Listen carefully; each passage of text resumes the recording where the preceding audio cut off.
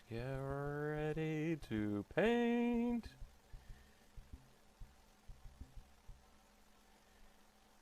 Okay.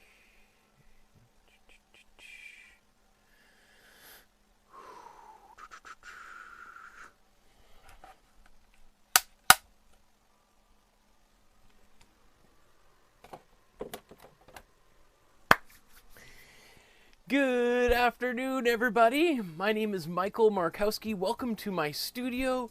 Today we are going to be making a painting by a incredible, fantastic young woman and a superstar in the making that we're seeing blossoming in front of our very eyes. Amanda Gorman is a poet you may have seen at the presidential inauguration just a few weeks ago, and then just this past week at the Super Bowl, the first person to recite a poem at the Super Bowl.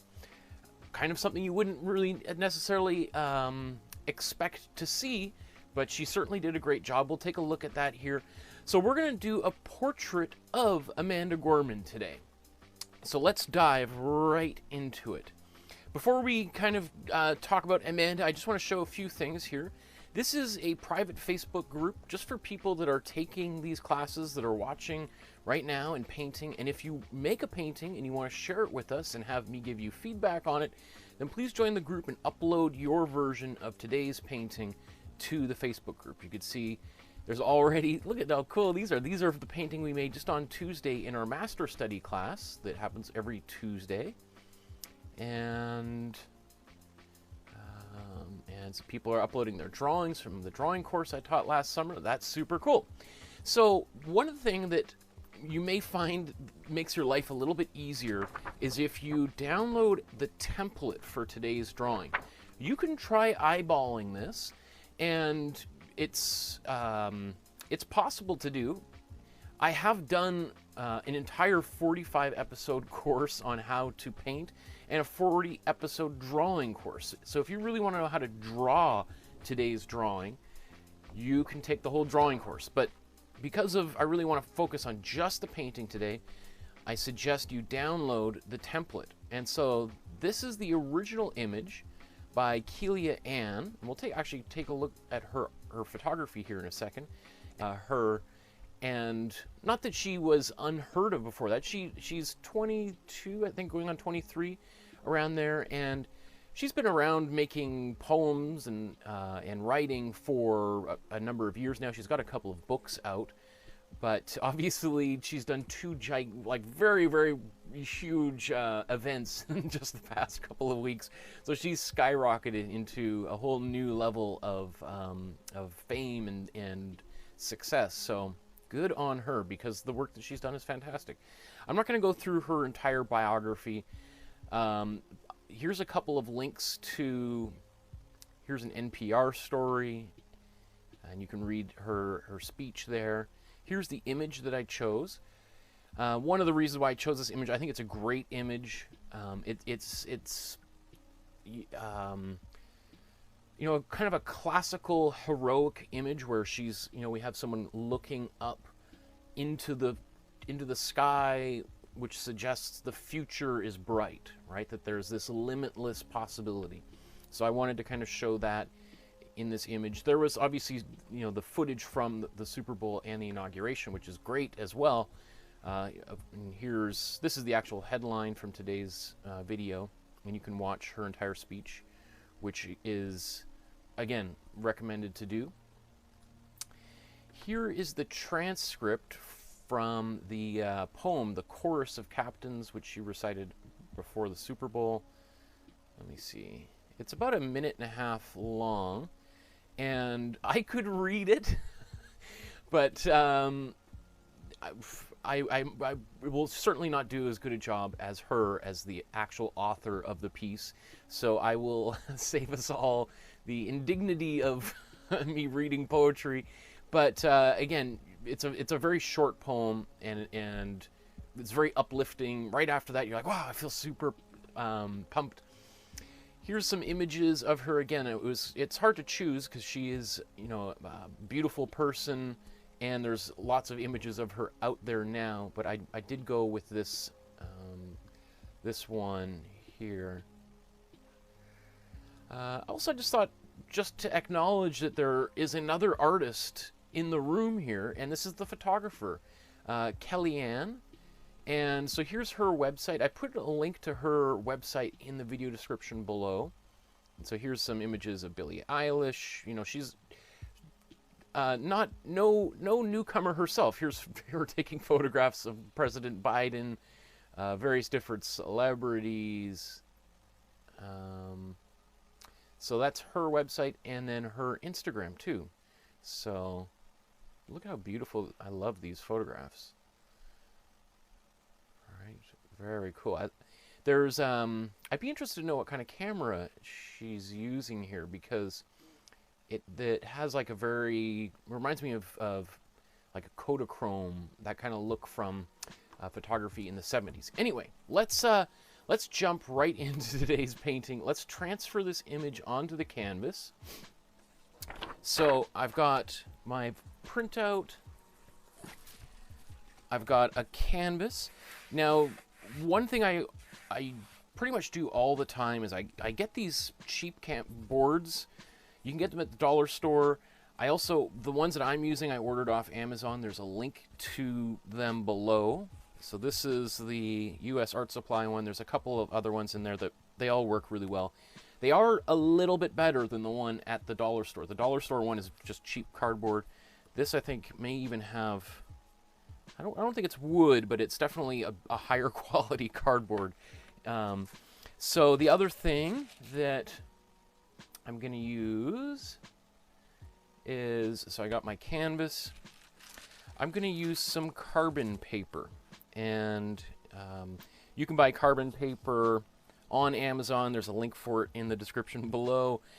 Someone mentioned in Tuesday's episode you can buy a pack of 100 of them at Staples.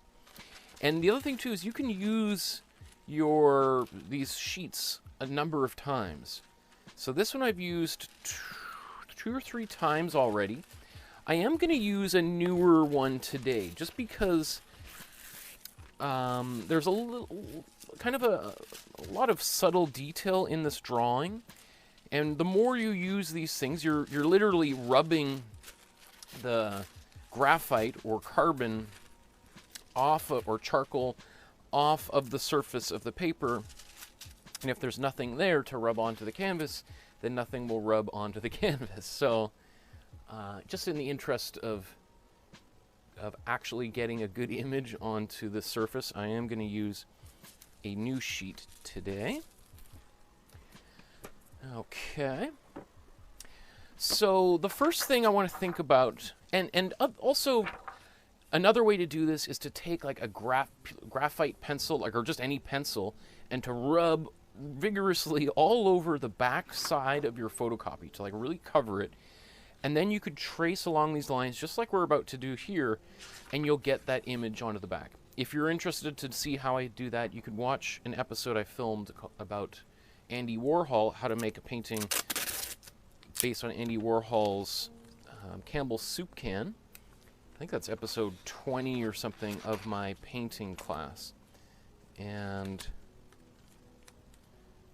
I show a few different methods there. Now, even before I get going here, I chose to crop this image like this because I thought maybe if somebody wanted to do the drawing this way, then they would at least have her full shoulders in the image. Now, one thing I would say is generally you kind of want a little bit more space on this side of the canvas, right? If I was to take this picture, putting it right here, all of this space in behind is a little bit of kind of dead space because she's looking out into this direction. So my personal recommendation, or at least what I am going to do, is I'm going to slide this over so you could see there's a bit of the canvas is going to be cropped off here, or a bit of this paper. So part of her shoulder is going to disappear off that side, so that I can get a little bit more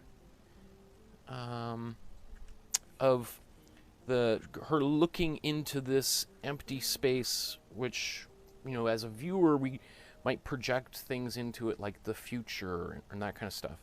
Additionally, I'm leaving a little bit of extra room at the top. So we have this extra space here, and if you want to prescribe meaning to that, then that's like the future. That's the ceiling that she's going to bust through. Okay, so I just take that carbon paper, I'm going to put it underneath this drawing, and then I grab, some of these are broken. So what I do is I grab a colored pencil, something that is, you know, red or green, something that's going to really stand out. So as I trace around this image, I'll know what I've done and what I haven't done. If you use a black pencil over top of these black lines, then you might think you're all done. You peel it off, and oh, I forgot one of the eyes. Oh! Right, so here I'm just going to quickly go around this edge.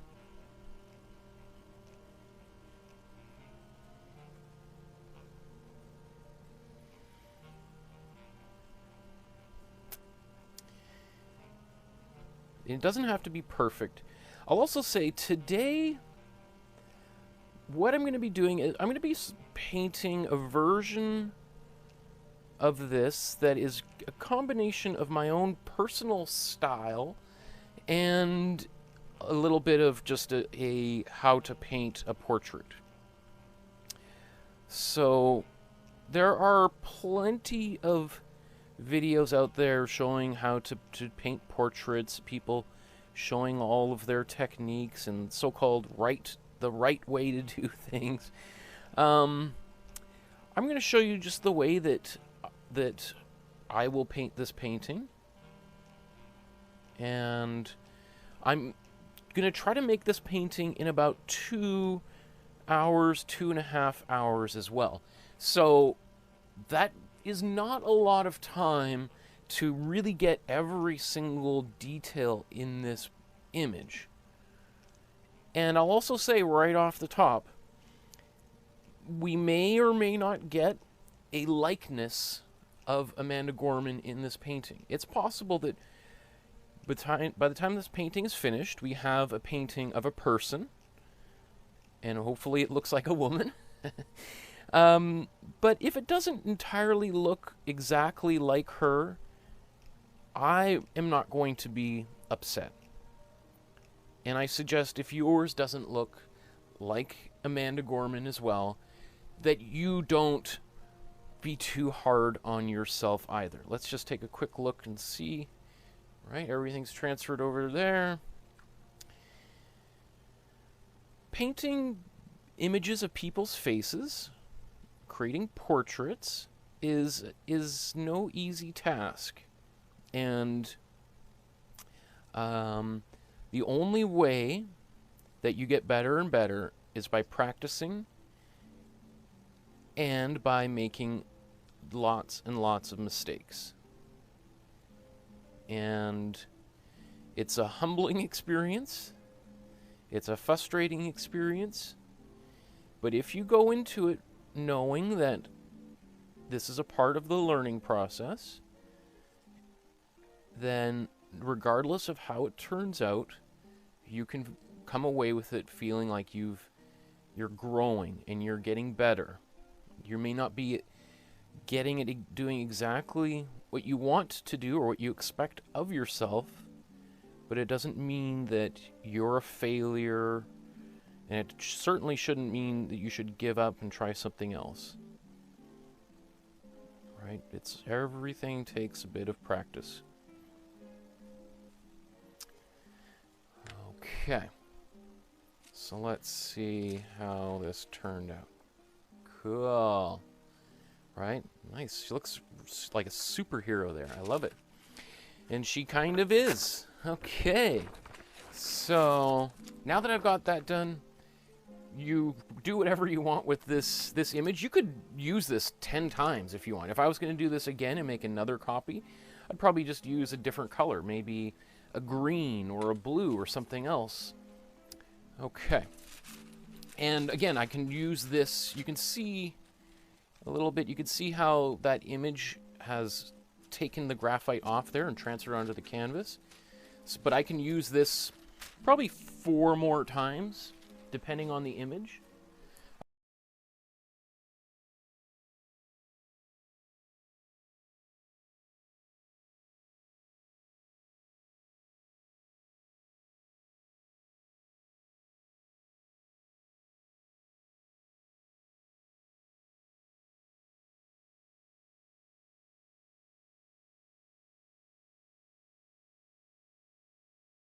For all of our classes, as well as slow dry medium. So here's a couple of different brands. Here's the Golden brand. They call it retarder. It retards the paint from drying, slows down the drying time. And this is Liquitex, the slow dry medium. I mean, ostensibly, they do exactly the same thing. Whether they're exactly the same chemically, I have no idea. They're different brands.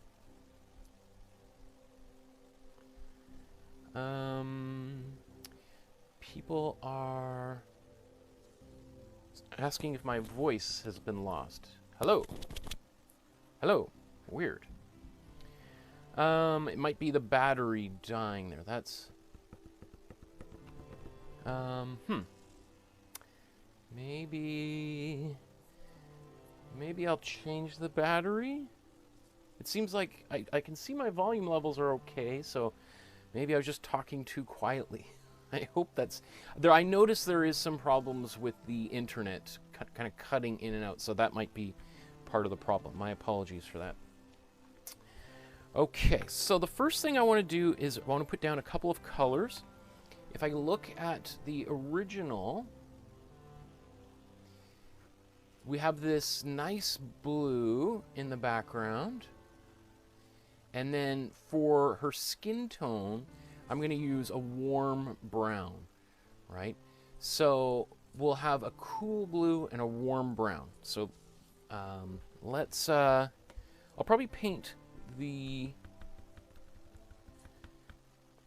I'll paint the background first. And so I'm going to basically use all of the colors in my, that we need. The 6 main colors that we've been using for the past 4 months, 4.5 months. And we don't need a lot. I always say put about as much on here as you'd put on your toothbrush. All right. So, if you're wondering what the colors I'm using are today, that's all in the video description below, including links to places where you can buy them.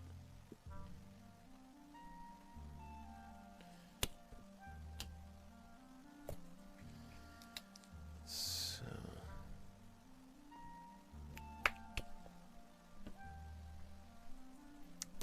and, you know, I ran out of white after about 50 paintings, 55 paintings. I ran out of the white of the Amsterdam brand, and I went to an art supply store today, and they didn't sell that brand, but it doesn't matter. Most of these paints are entirely interchangeable, and there's, again, they might be slightly different chemically, but for all intents and purposes, they should mix well together. So I got all these, my 6 colors in here. And I know if you watch other videos, you could see people using what might be called like a portrait palette or a classical palette. And often those are a lot of earthy tones, like burnt umber and raw umber, burnt sienna, viridian green, ultramarine blue, which we are using. Or in crimson, alizarin crimson is another red. So those are kind of classical colors that artists have been using for 500 years. We can make all of those colors with everything you see here, right here. So just as a quick little thing, what is the benefit of using this over the other one or that one over this one? The benefit of using the other one is that you're already kind of in the ballpark. Those colors are already a little bit, there's less maybe mixing than you might have to do because you're already, some of those colors already are brown, right? And we use brown all the time when we're painting skin colors, regardless of what race or culture the subject of your painting is. The difference is that I have more options to paint any other color beyond just skin tones, including, let's say, the background. And I'm also going to just share a little bit about how let's say, how would I mix this blue in the background? Well, what I would do is I'd go to this website. It's called Pine. There's a link to it in the description below. Pine Tools. I don't know. I should figure my own algorithm to do all this kind of stuff. But let's go to today's painting. We'll upload this photo by Kellyanne. And then I'm going to just select anything in the background here. And you can see as I go down here, these numbers change slightly. And it's a digital number, organizing system, right? This hex number. But, so for all intents and purposes, they're all very, very similar. And they're just a little bit more of one color or another. Okay. So I punch this in here. And what this is telling me is the color is almost purely cool blue. So cool blue is right in this area, and there's lots of cool blues beyond the one that I've chosen for our class, but cool blue is in this area here. Warm blue is right around here, and then obviously we're getting into the purples, and then we have magenta, which is your cool red. And then we go over here, we have our warm red, and then orange, and then we have our warm yellow, and then we have our cool yellow, which is leaning towards the green. All right, and then we come all the way back here to the cool blues again, right? So let's just punch in our color again. So this tells us we've got basically a cool blue, maybe no white, no yellow in it at all. It doesn't look like it's been modified too much. So we got cool blue. But then we're adding some black in here. So it's like a cool blue with a little bit of black. You could put a little bit of white and turn it into a bit of a gray. Okay. But when we're talking about a little bit of black, as we're going to see here very soon, I am not kidding when I say a little bit of black. Okay, so let's mix this color and we're going to apply it onto the background. Okay.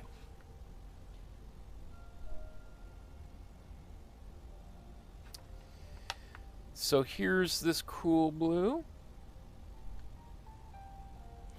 I'm going to add some water to it. This is basically, if you see me painting, this is really some of the only times that I ever use water when I'm painting, is in this first wash that I'm putting down.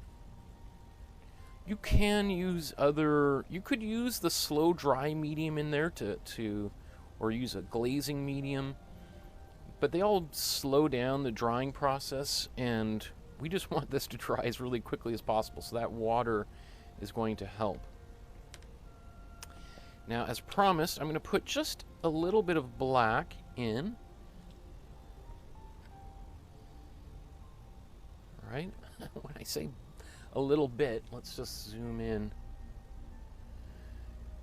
All right, there's this little tiny speck of black on there, because black changes the colors quickly.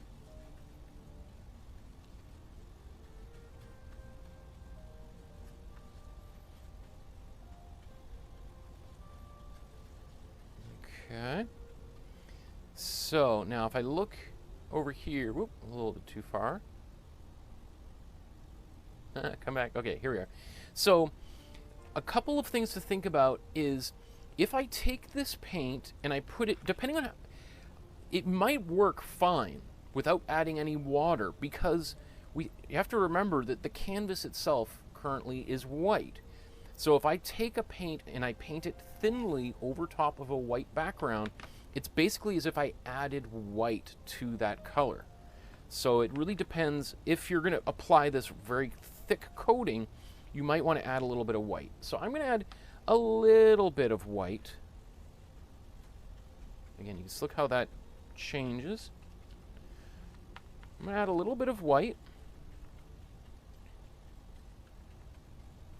And I think I'm going to make a bigger mixture here. Oh, that's a lot of blue I just put on there. Let's just mix this in here. Get a little more water.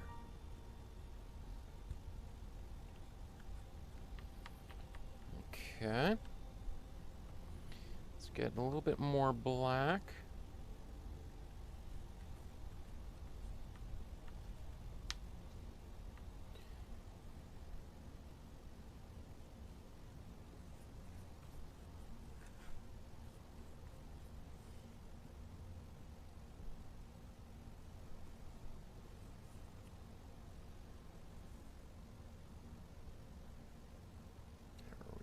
Okay. You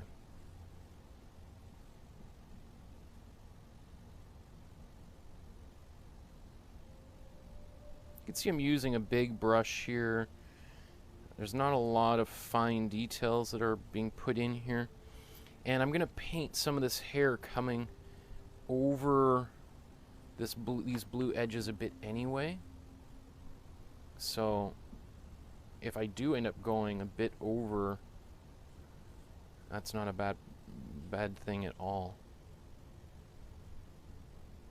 Because, you know, it's like hair,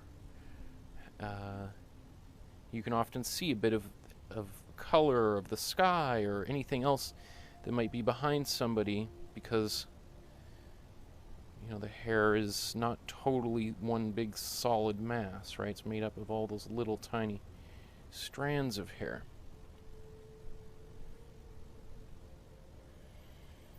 Okay, and once I've got that down, I'm just gonna try to smooth this out. I also like to get the edges, the sides of the canvas painted. So I do that.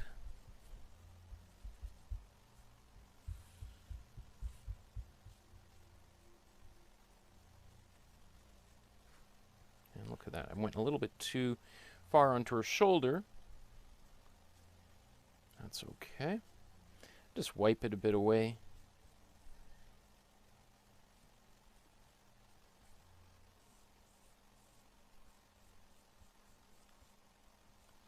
If I want this to be a real flat color, because right now you can see some of those brush strokes, what we can do is just blast it with a little bit of air and then paint over it again.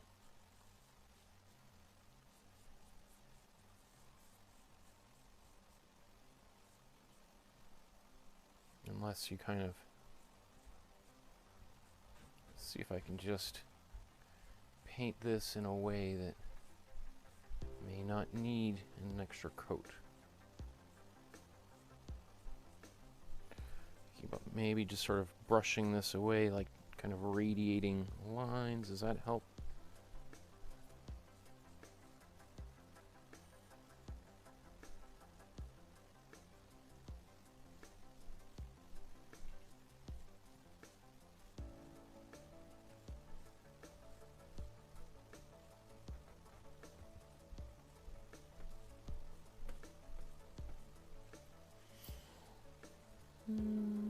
I'm not sure how I feel if that's good enough. I think what I'll do, let's blast it with some air, and I'm also just going to take down some of those edges where it had a lot of paint build up there. Alright, so I didn't want any of those ridges there. That's what I was just wiping off.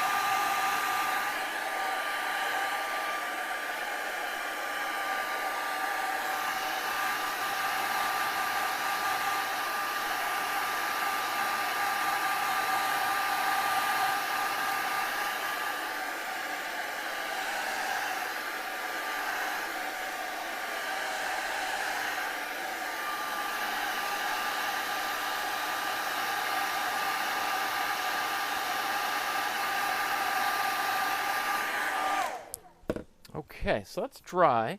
Let's just take a look at this color again. I think this was a little bit too dark. I think it'll work, but let's maybe just take another attempt at getting that color. I think I am going to add a little bit of yellow into this. And if I mix this around, that yellow kind of disappears. I'm going to add a lot more white in there.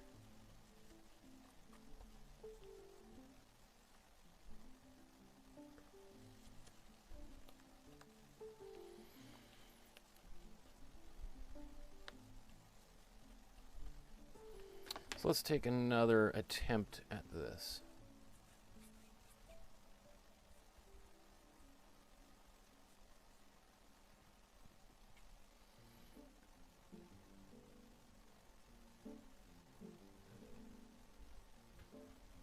So we'll have a bit more solid color in the background.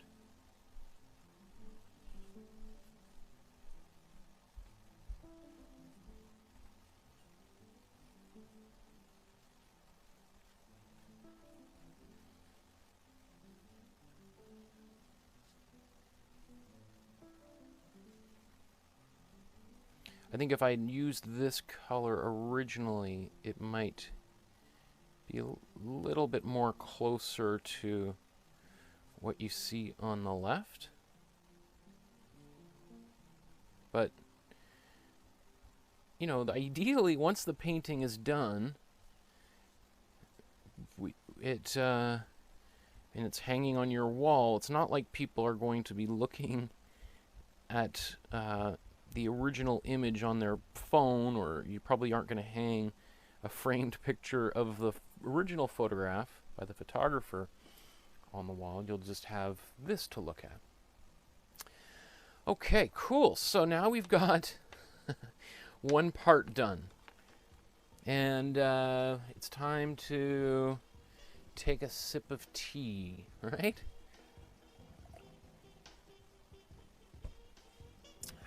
Okay.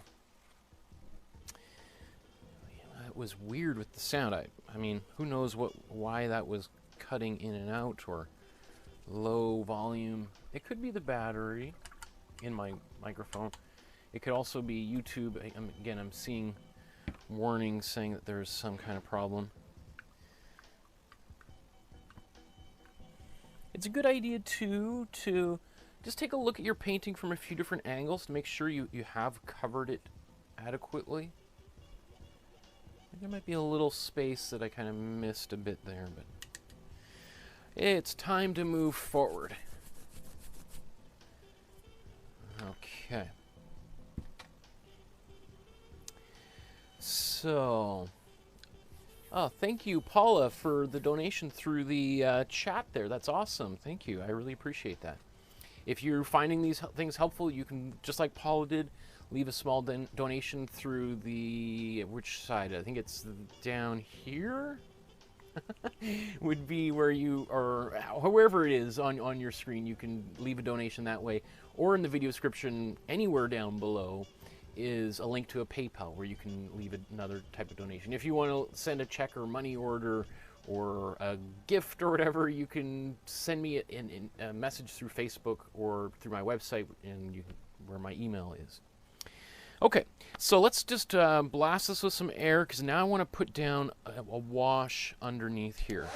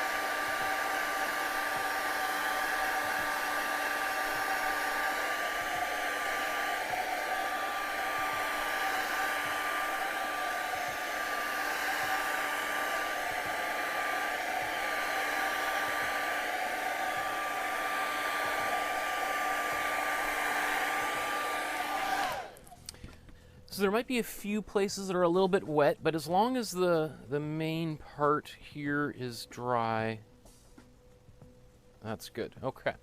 So then what I want to do now is I want to mix what we call like the local color.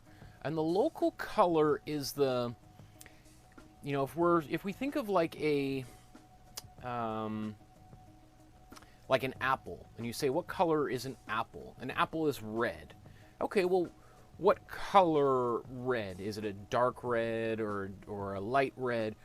You know, if you were like a little kid and you'd use one pencil to color an apple, that would be your local color. So the local color, let's say on Amanda's face here, is the color that is neither the highlight. So we have this bright highlight on her face and tip of her nose and cheeks and chin. That's the bright light. That's the highlight. And then we have her shadows, like under her lips, under her top lip, nostrils, on her eyes, and in her hair, etc. Shadows, right?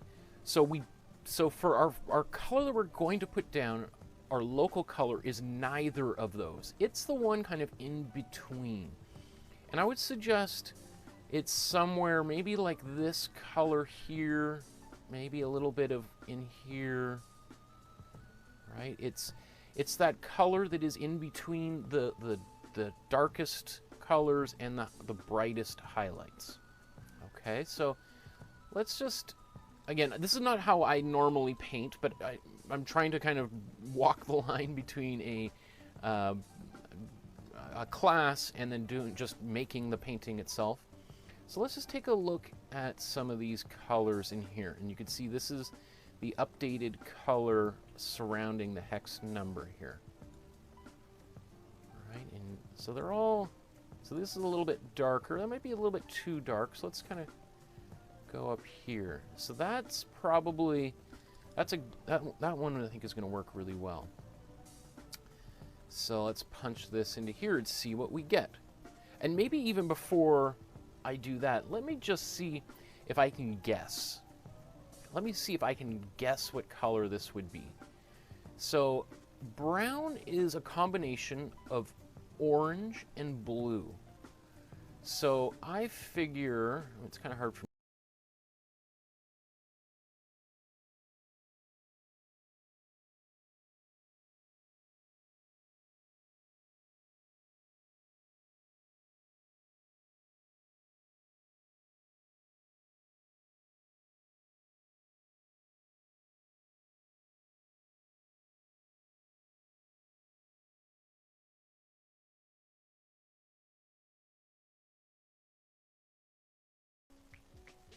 We might as well use a bunch of it because, and let me just move the painting out of the way.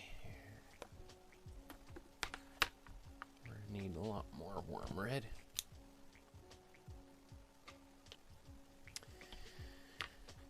So we take our warm red,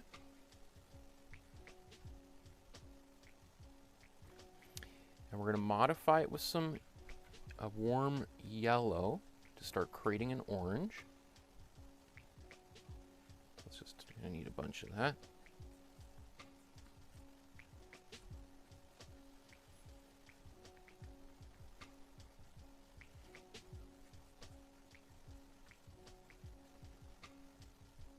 Okay. And then we're going to modify it with a bit of the cool blue. So I'm just going to put some, we don't need a lot of it. So I'm just taking the cool blue and we're going to put some up here.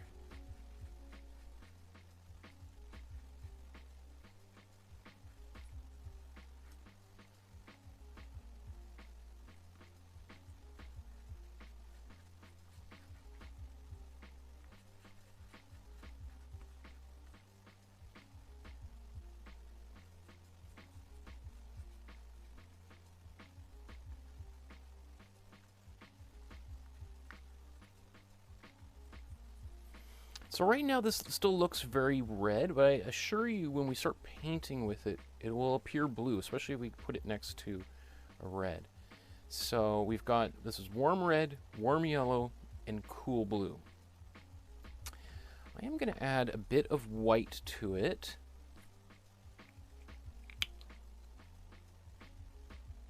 Not a lot, just to brighten it up a bit here.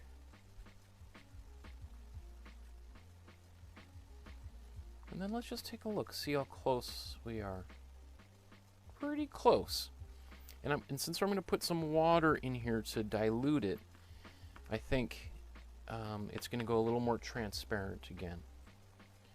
So let's see.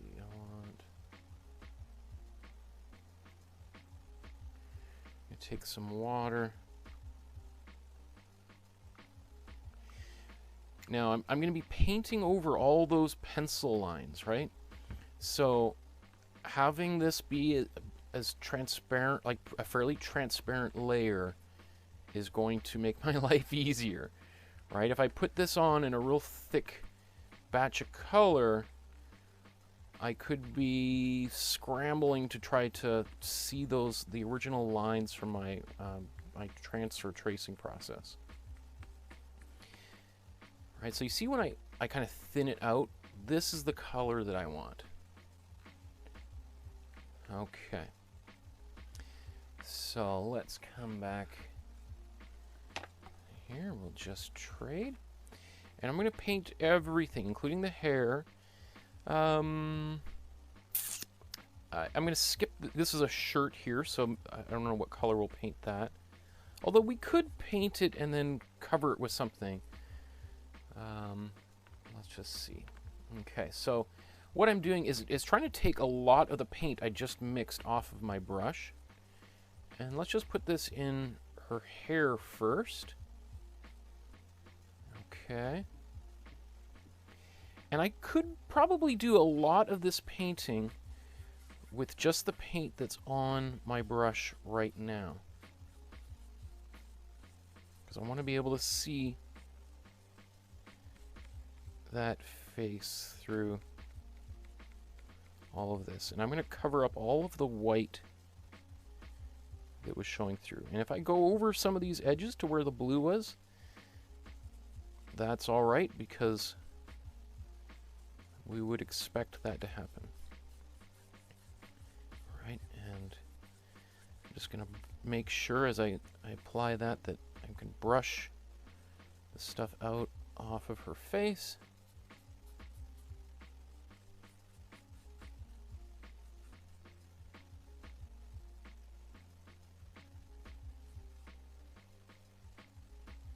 A lot of this outline that's in the original is going to be dark black anyway, right? Her hair is really dark black. So What I'm just most concerned about is just covering up the white of the canvas.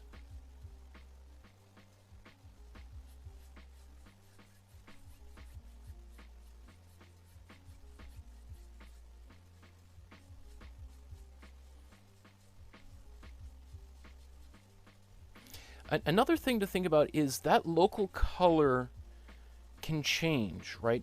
In the same person, let's say if this painting was a nighttime painting, or in just some with a different kind of a light, the local color, even though it's the same person, it's entirely possible, or it's likely that the local color could change too, right? You could have someone like her, and if, let's say we had some kind of crazy studio lighting, music video setup, it's possible that somebody is shining fluorescent pink or green light at her, in which case the local color is no longer brown, but maybe green or blue or orange. So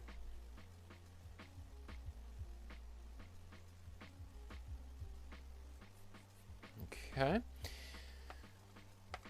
I've got lots of extra paint left over, that brown, so that I can use that again and again as for lightening and darkening here. So I just wiped my brush off, and now I'm just going back over here to kind of smooth this out, and also to make sure I can still see the original lines underneath. I'm not so concerned about the texture, although I do want, if I had to choose any kind of line of brush strokes, it would be at least that they're following the, okay, see, now I'm starting to scrub some of that paint off, which is not good. It's starting to dry. I'm overworking the surface, so I have to finish this ASAP like this.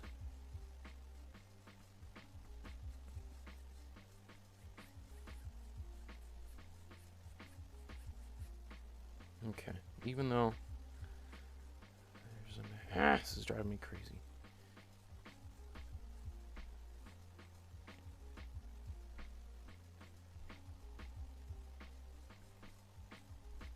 Anyway, we're going to cover most of this with other paint afterwards anyway. I just can't. It's hard for me just to let things go. Okay, so a lot of my pencil marks, another thing I just did, remember I keep saying we should just call this what not to do, is I really over brushed this. I was basically scrubbing a lot of those pencil lines off the surface, which is, a bad idea, but, I did it, so it doesn't, that's not so important. Some of those little lines were just keys to myself as to where some of the shadows follow. And if I look at the original image carefully enough while I'm painting, I'm going to find those things anyway. So let's now, I'm going to blow dry this so that it's dry.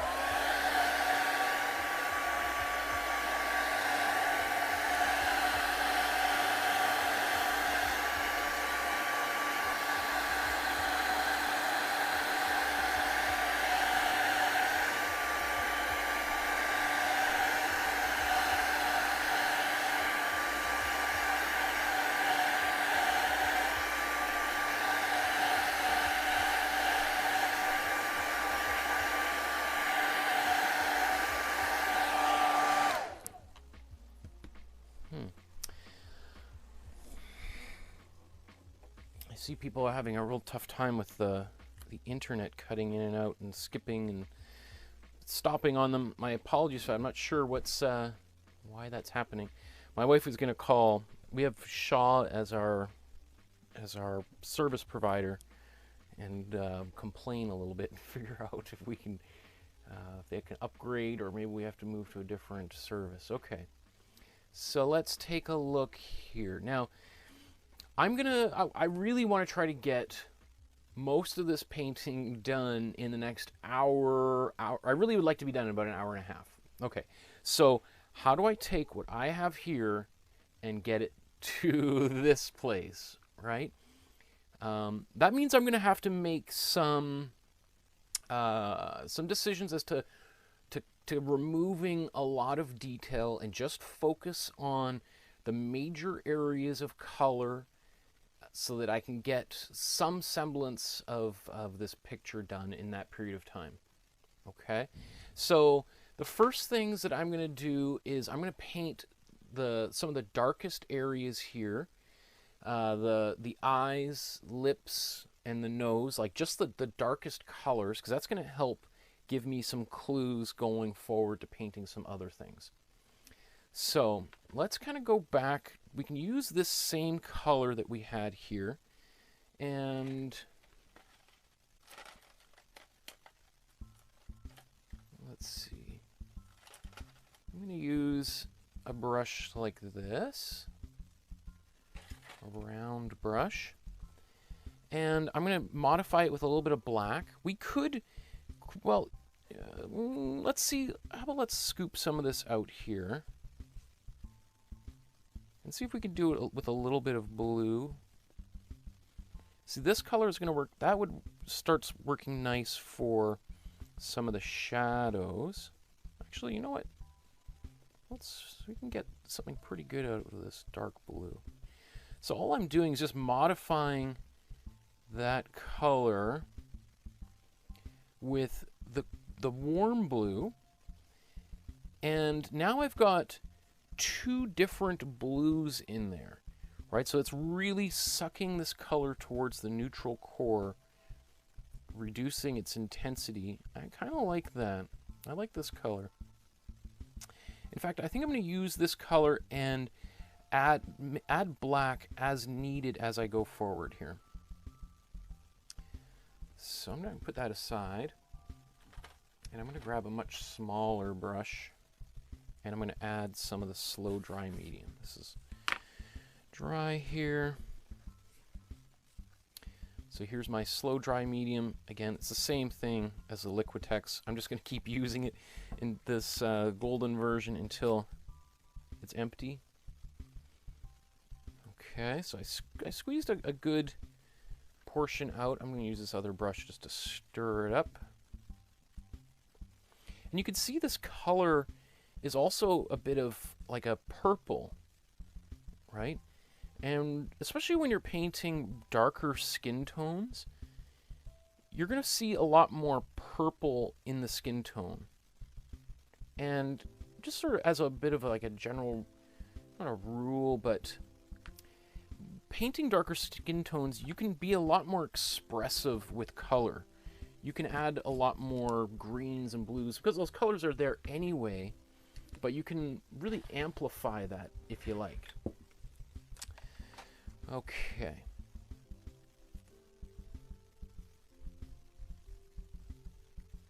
So I'm kind of painting in some of the lines that were here that have kind of since gone. The most important ones that will act as kind of my roadmap going forward here.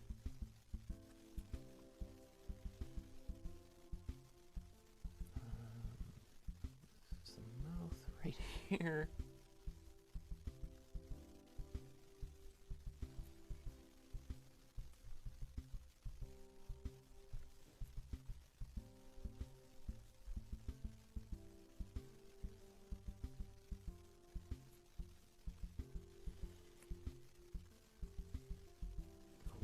Okay.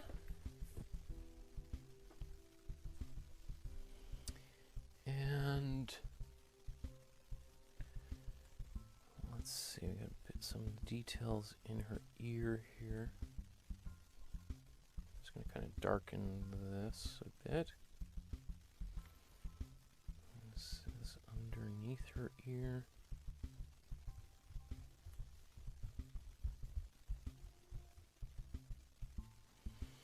For some of this stuff, I'm just going to take like a larger brush, and then I can take this and kind of just soften things up a bit.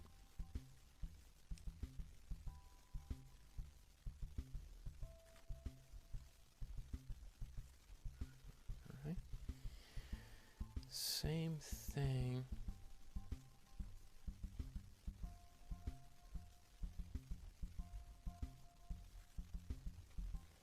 It might be even worth having like this thing kind of handy to refer to if you've done what I've done and lost a little bit of the original. Okay.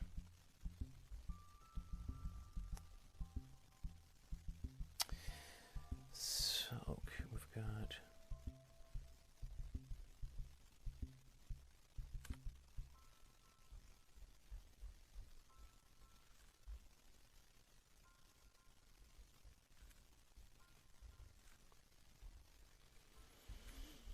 I'm going to be doing some glazing as we go forward. So I can kind of modify some of this.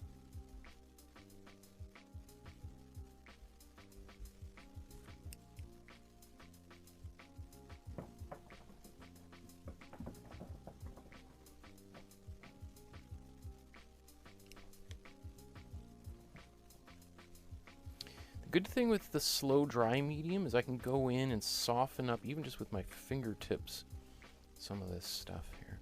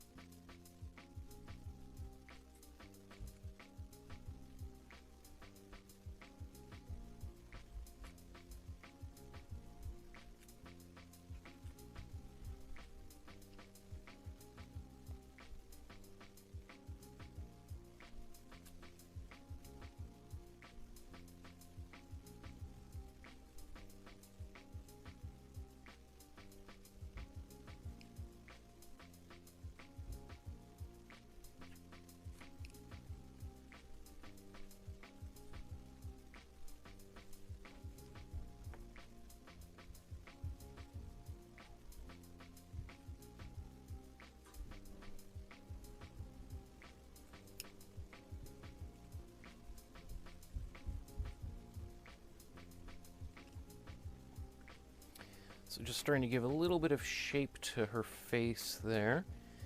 And, you know, that's probably pretty good for right now. So I'm going to blast it with some hot air.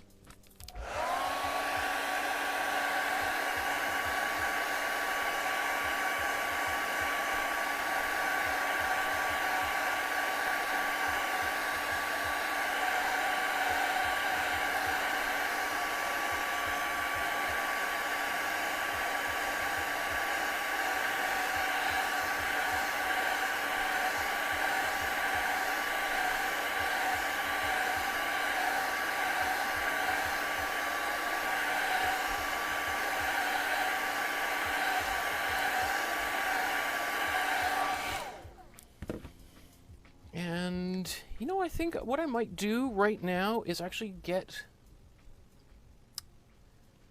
I'm going to do her hair really quickly, just in the interest of time. I'm going to apply...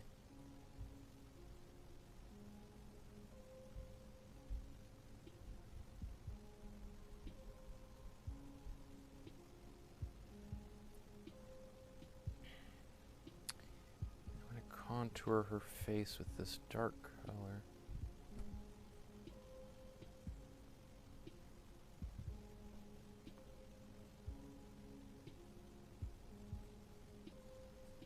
And what I like about this is how it's kind of transparent, or at least a little bit transparent. So this is again the slow dry medium.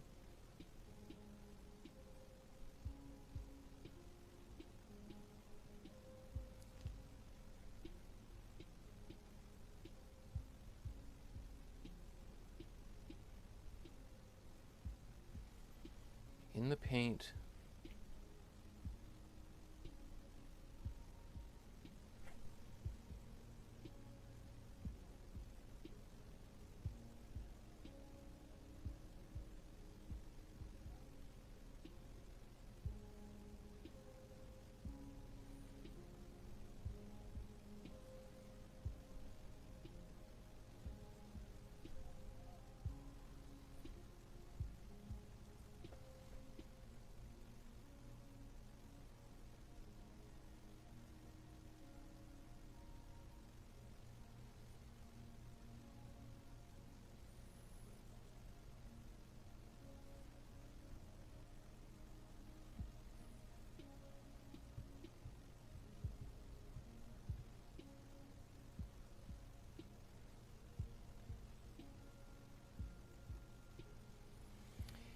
and as we work on this painting, we can make this painting more realistic or representational, or we can make a decision to make it more kind of iconic, and by iconic I mean like an icon.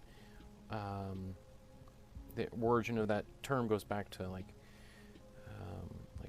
icon painting in churches or for churches. But you could think of like icons as like another way to think of it, or another way the term is used is like computer icons, right? Like a symbol for,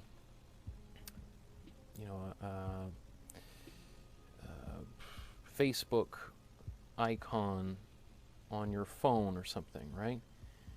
And you can make an icon by just simplifying the image.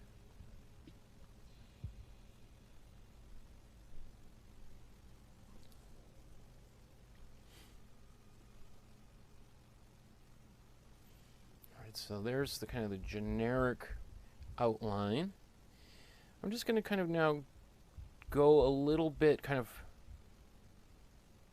because right now it's a fairly simple outline, kind of generic outline. So I'm just going to add a little bit of kind of texture around the edges a bit here. I'm not looking too carefully at the photograph.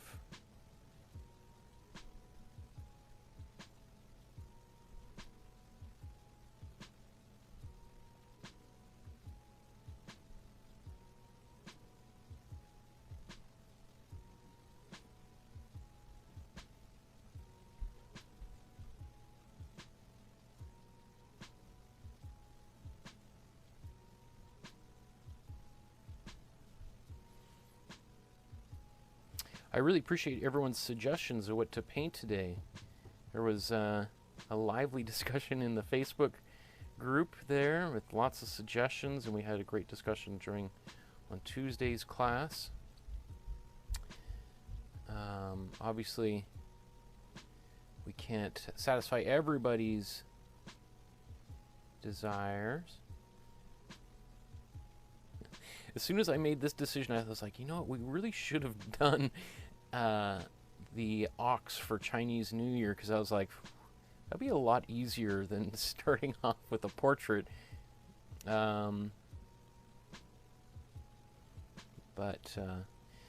Sometimes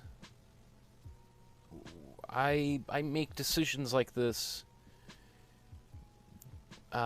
against my maybe better interest, in that it forces me to flex some skills that maybe I haven't used in a while, or maybe not as strong.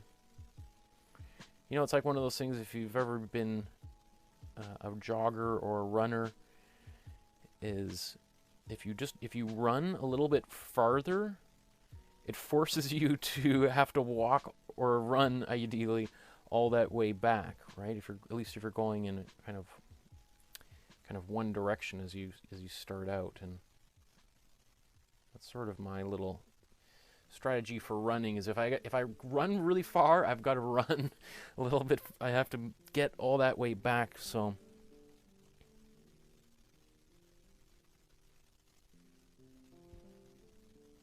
okay.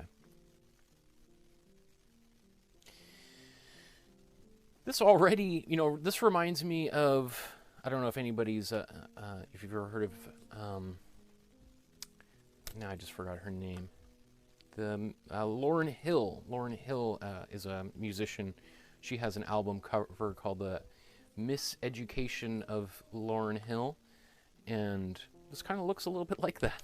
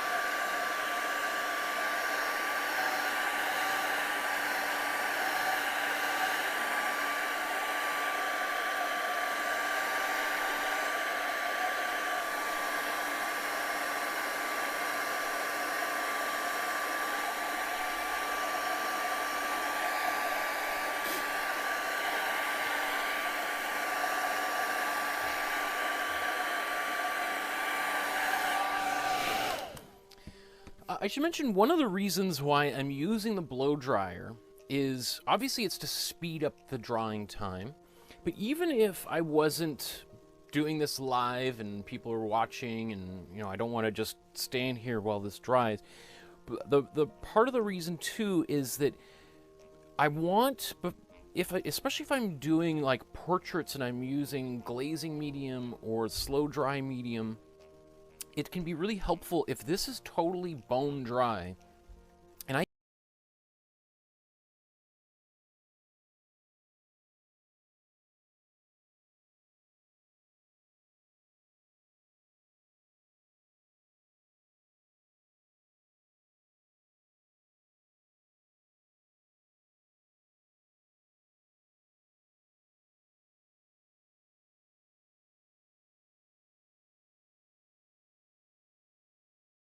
or maybe I mix a, I'm gonna do that maybe right now, just so it has nice time to dry, and because right now this makes her look like a nude figure, and I don't like that. So I feel like that would be a little gesture right here at the that would be helpful. So I'm just going to clean these brushes.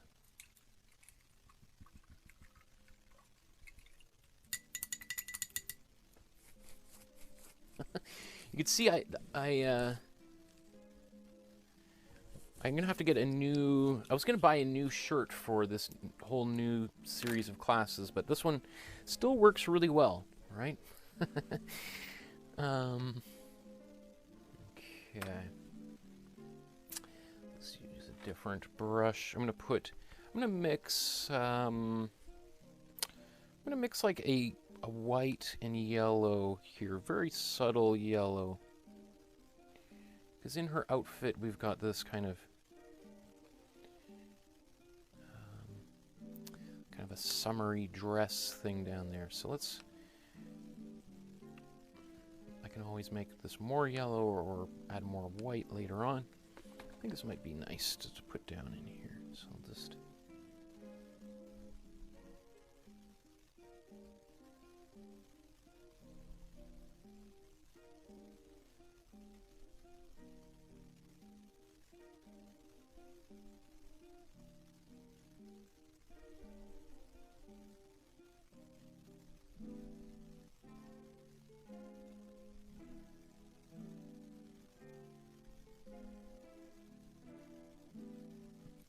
Okay. The color I think is quite nice. It looks nice in relationship to her skin tone and that blue. I think I will. It would benefit me later on as I go to use this same color as like little pops or highlights in her eyes.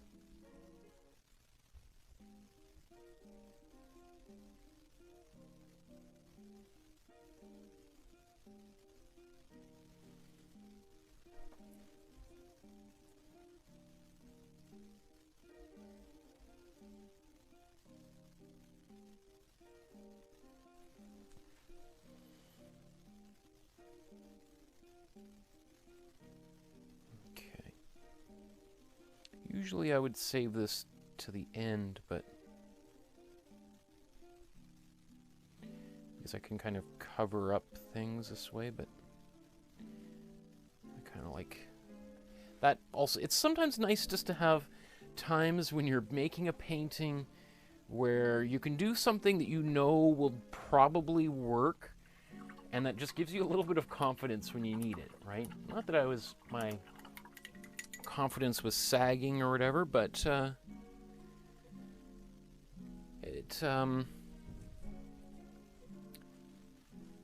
just everybody needs a boost, right? No one is immune from a boost need, or everyone benefits, right? So let's just blow dry this too, so I don't get my hand on it as I paint further up.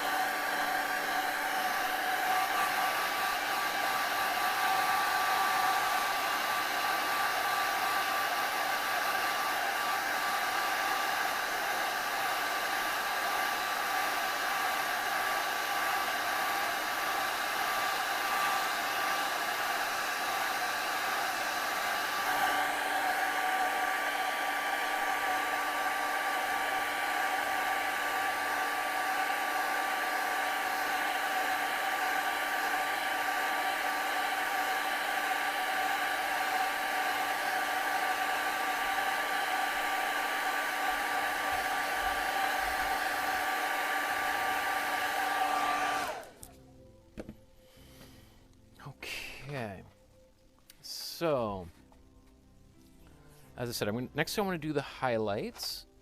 So let's we can take the same color that we were using previously, and we can add both some white to that color and potentially a little bit of warm yellow as well, so that we still have some of the, if we add a lot of white in there, it will take the white literally sort of takes the color out of the picture, right? So we don't want it to be just pure white. You can kind of lighten it up with some of the warm yellow. Right, you can already see it kind of lightening up here. That color will work for some of the parts of the painting that aren't. In fact, let's just mix even more of this.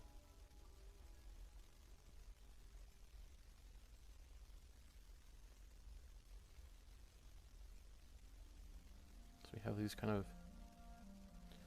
little things here. Let's add slow dry medium in there. And you can do this as with glazing medium too. If you're, when we did the Artemisia Gentileschi painting, we used I showed you guys how to do portraits with glaze or glazing medium.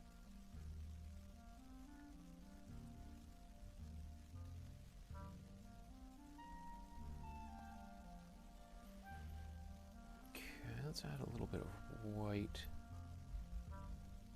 to this brightest one here.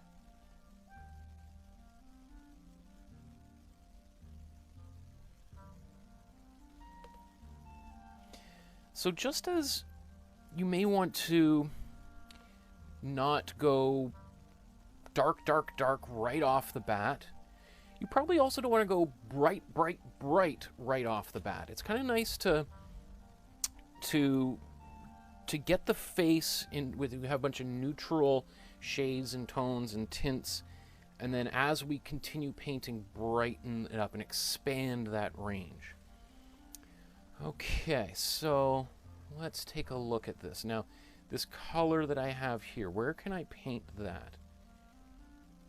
I think I need to transition to a smaller brush. In fact, even my smallest brush here, since this is a relatively small canvas to work on. So with this color, I think we can do, let's just test. Yeah.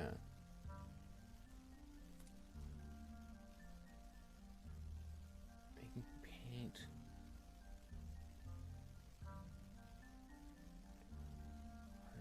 Forehead here. I think things are going to get even brighter right in here.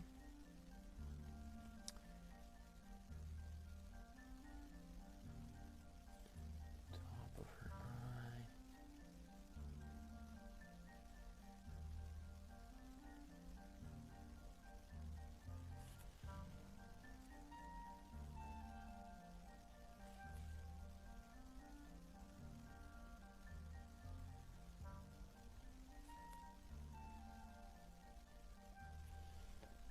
And I can also take just a soft brush and just gently kind of rub that to soften it on the surface there, to blend it in a little bit, right? So you can get a little nice transition going on. So we'll keep on going. We can always, again, brighten this up, so I might as well just go a little bit on. This is going to be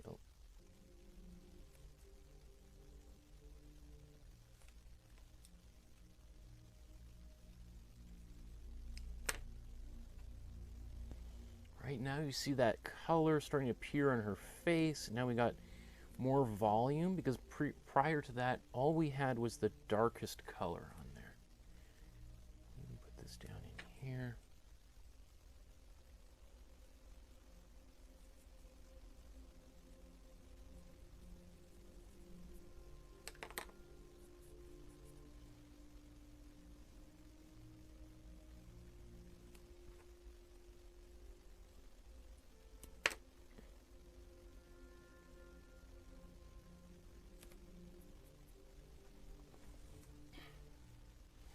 So it's pretty subtle, right?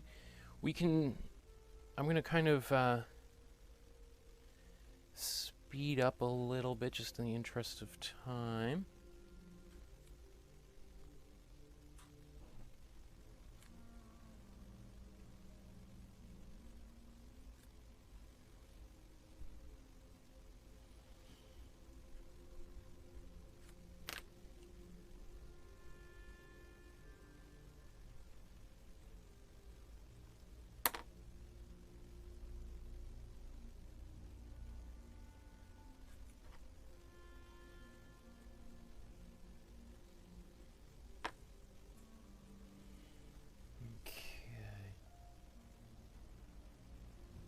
Lost my microphone again. Hello, hello.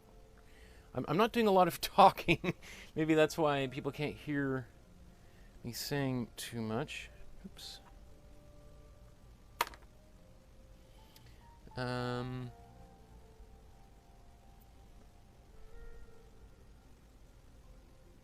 other thing you can do is you can just keep on using a color like this in paint over top of things. So let's say, actually, well, I'm going to add just a little bit more white to this, and I'm just going to use a larger brush to mix it.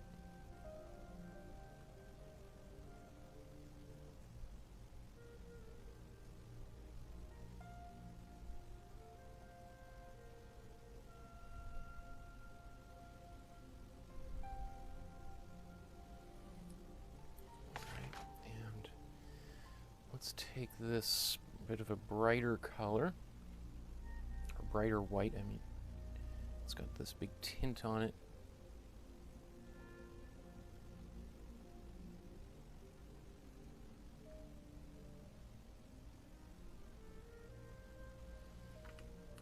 Okay.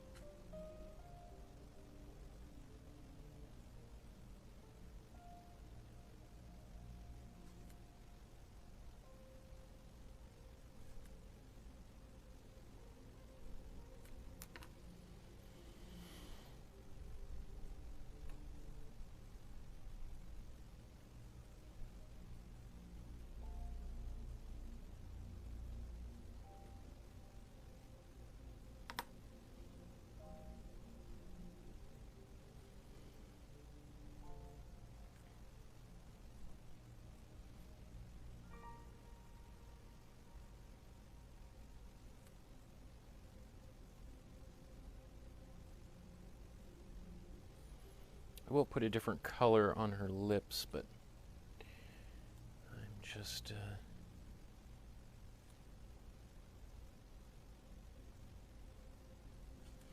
I think I'm going to do less kind of soft blending going forward here and do a little bit more of a, I guess, more of an impressionist kind of style of painting.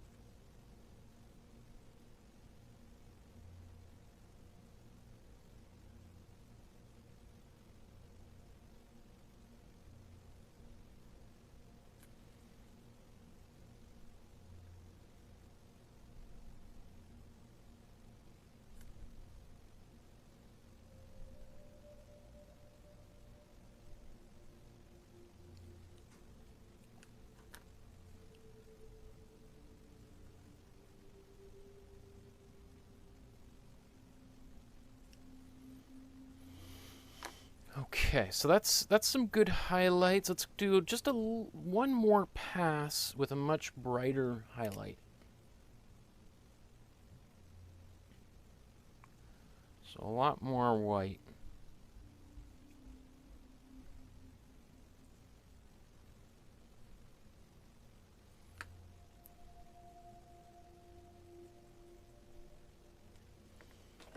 Okay, and this one we're going to use kind of selectively. I think there's a bit of...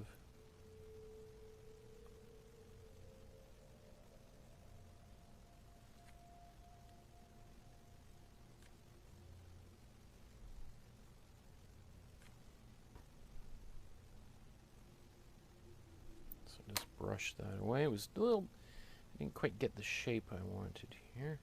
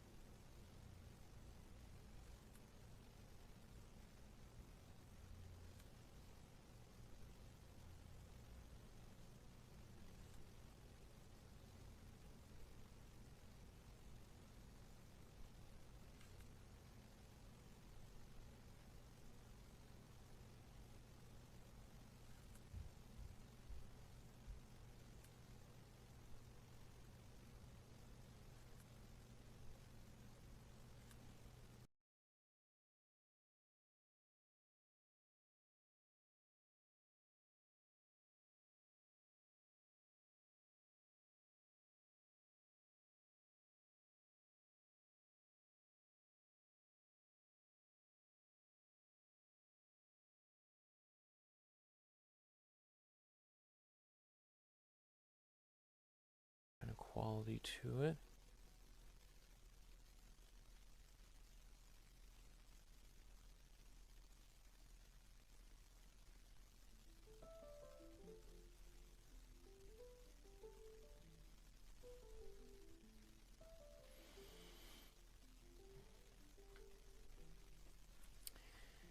And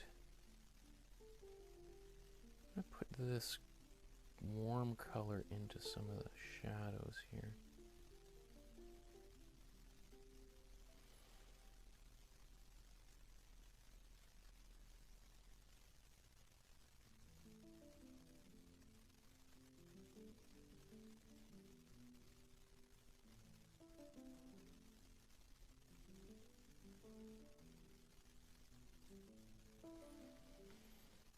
Let's just put it all the way under her neck too. It's going to get darker in a few minutes anyway, but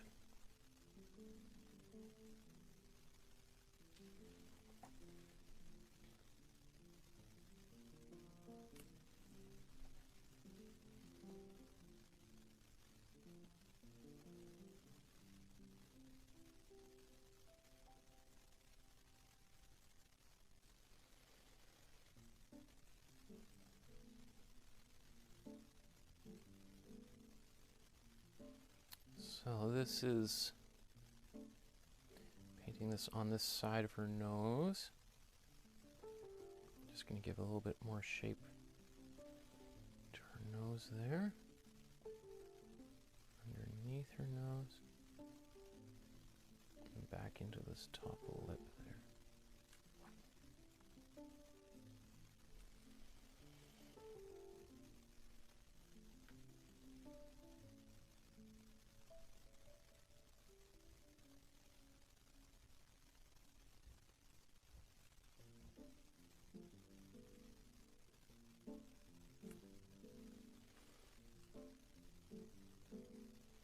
It's kind of nice to, like, every once in a while go take a color like this and just very lightly paint it into, especially some of the darker areas. Sometimes they get a little bit dark, too dark, and just get really flat. So this just helps just add a little bit of life back into those areas.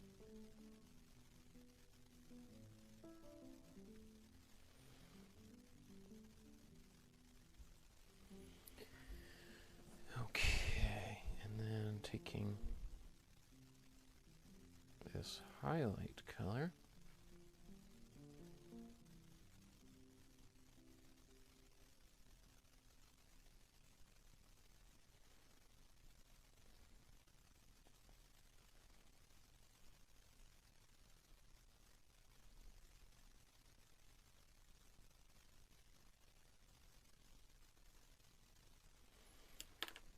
Okay.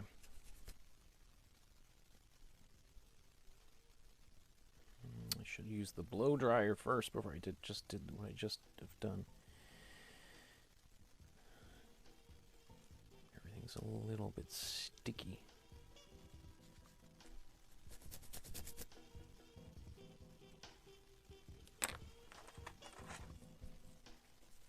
There's a dry brush. Just taking it,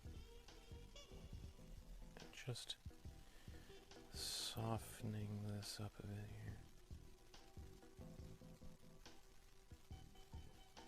here. Yep, I should use the blow dryer for this area here, but alas I did not, so we'll live with it. Okay, I want to be done in about half an hour, so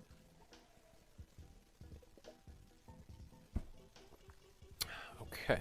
So I think I want to now, let's blow dry it, and then I'm going to go dark again, and then we'll do highlights. So we're going to go ping pong back and forth a bit.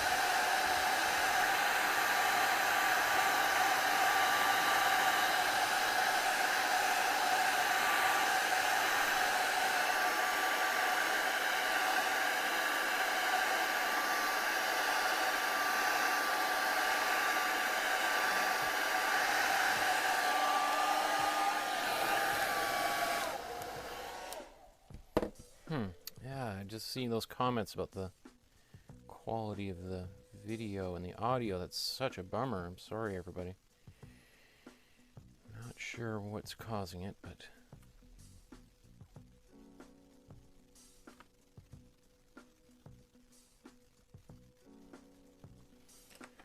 it's just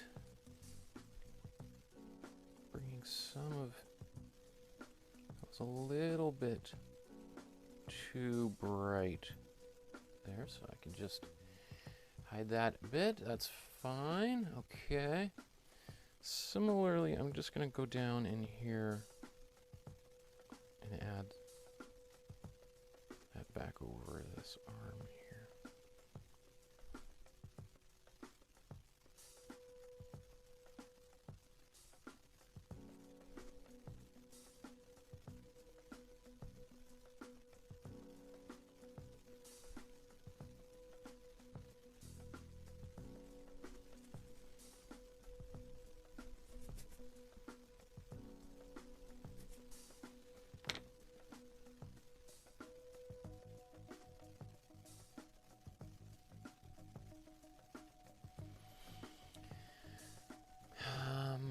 Okay.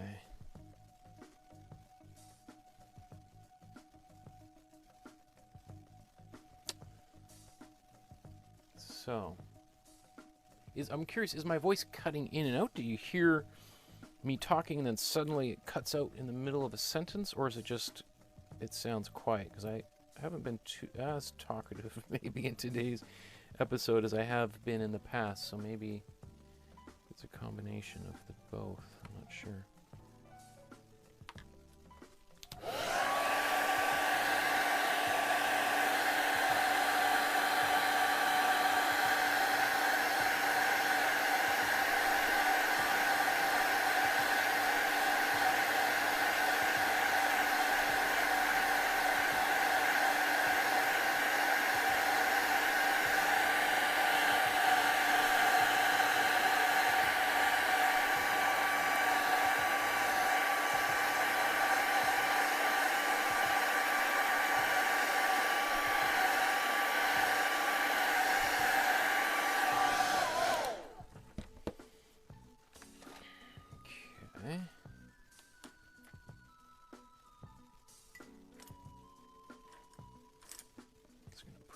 Brushes in the water and let them do a little bit of a...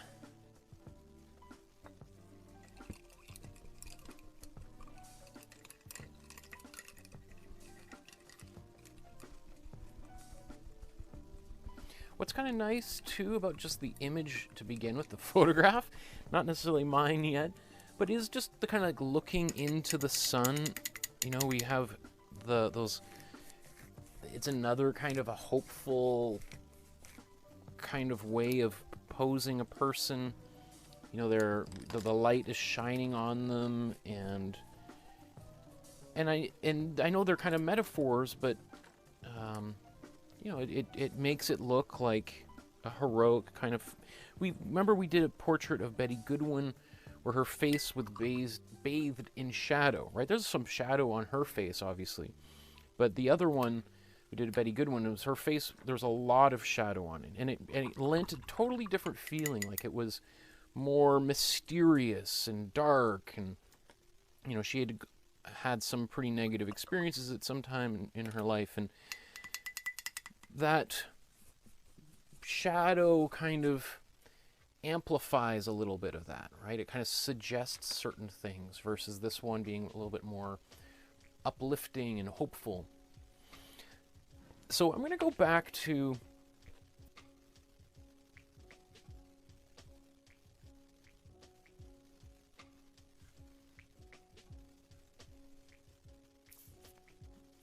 okay. So I'm going to blow dry that.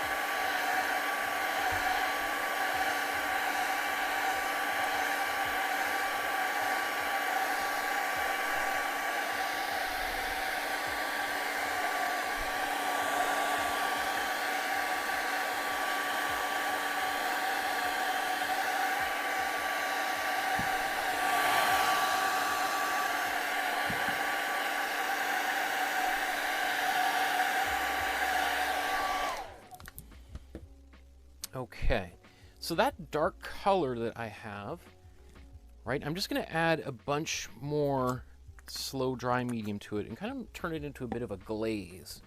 So it's going to be a little bit more transparent. There's not like, see how, not a lot of paint left on there. And so now it's going to be much more transparent, which means I can use this to darken things, but it won't completely cover up what was down there under there below. So this is a kind of a good cautious way of adding paint to a painting, particularly a portrait. And again, if this is nice and dry, I can wipe it off relatively easily and potentially not even know that I did any wiping at all. Okay. So let's take this, and I'm going to go back over some of this area under her lips.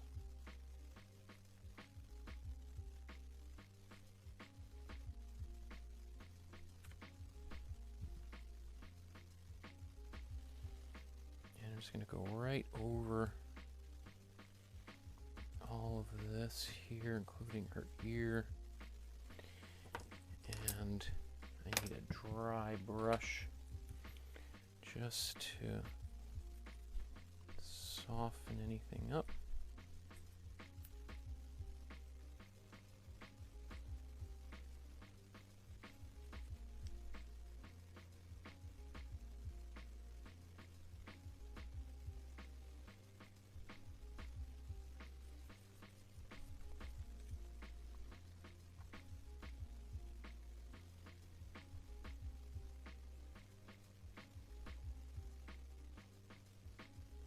This shadow going across her neck.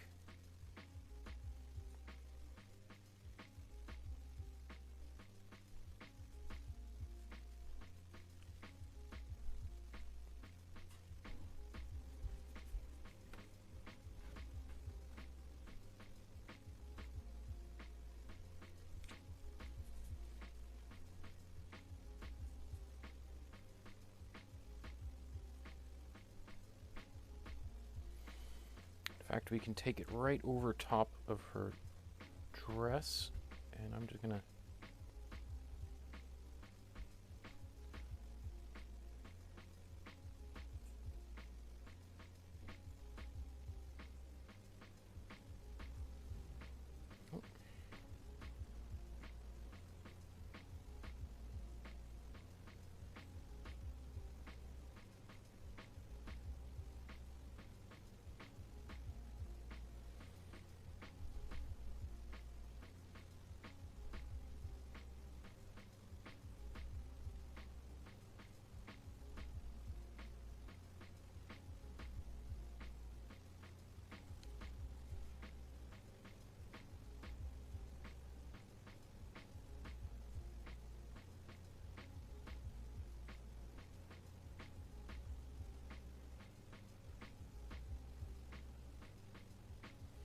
I'm trying to kind of contour under here. So just reflecting the shape of her face with paint. Ah! It's starting to seize up on me.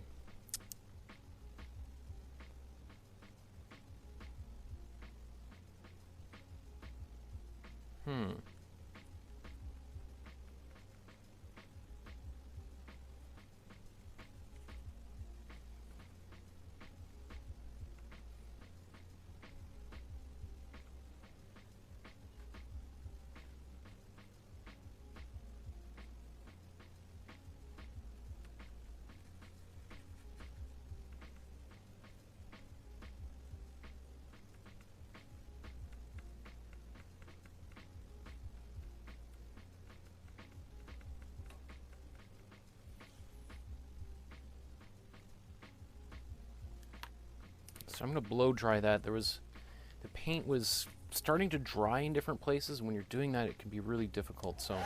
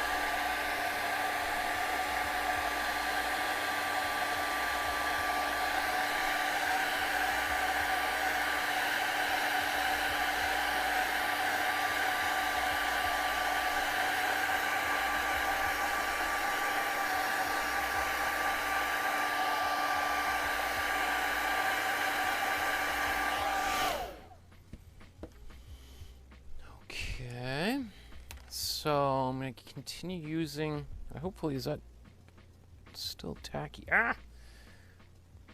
Okay, so I'm just going to go up into her head area here.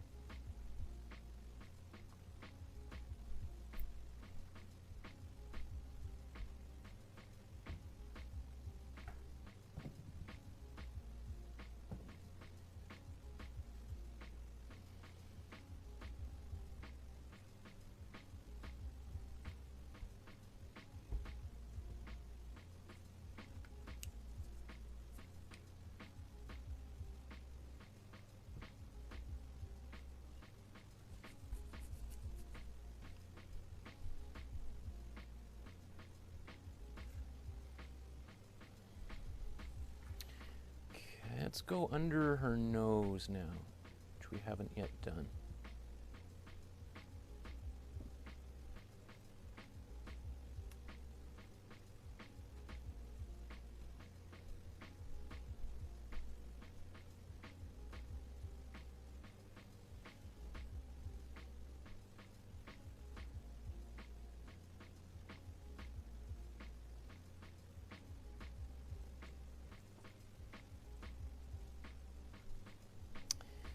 We're gonna make,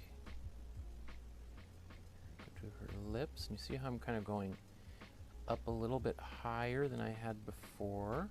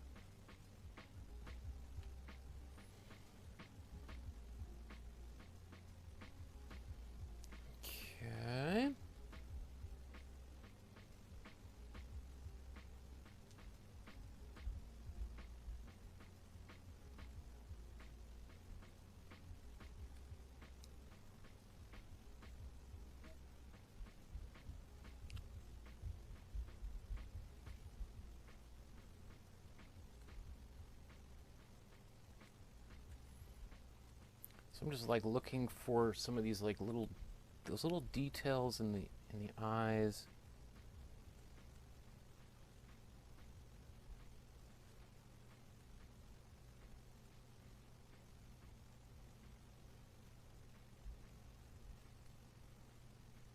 There we go.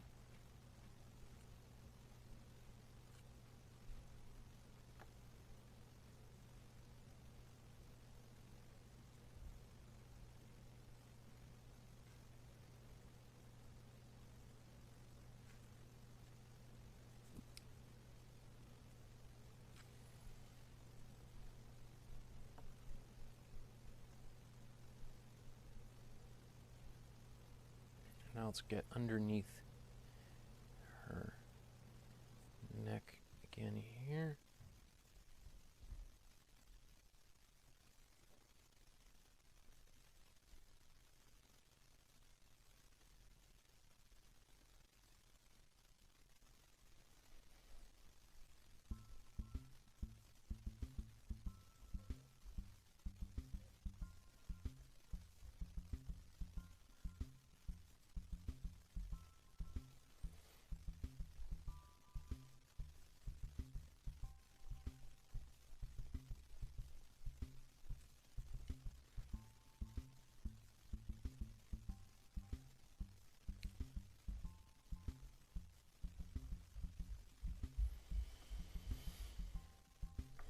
Okay, we'll continue to darken under there. Let's even go a little bit over her ears. You could see why I didn't bother putting much detail into her ear, because it's just getting covered up completely.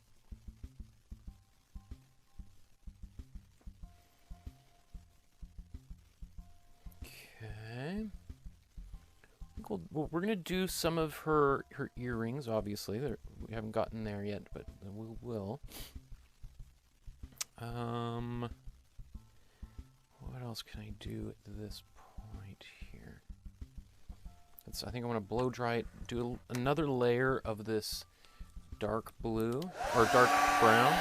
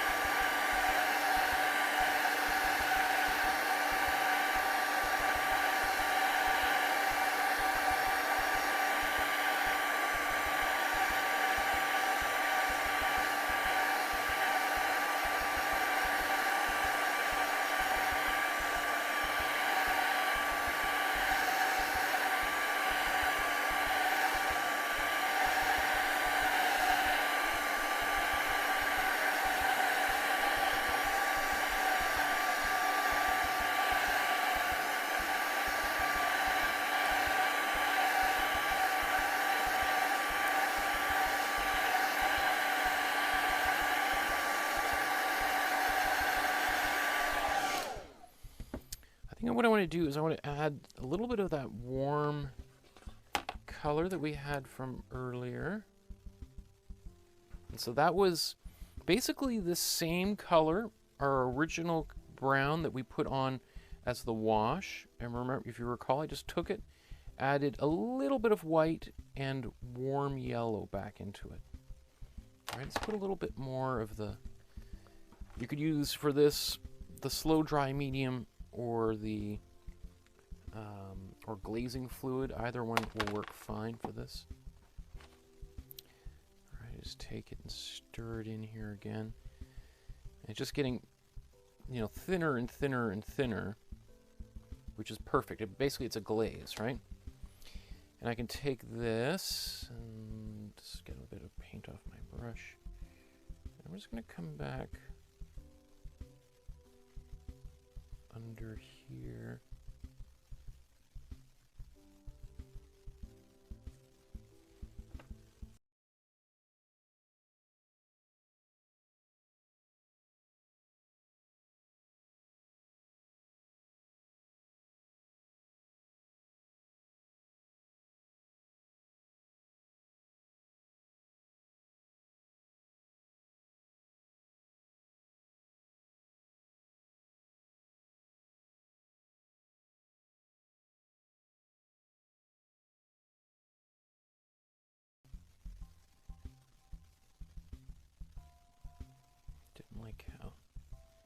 pasty looked down there, so we'll just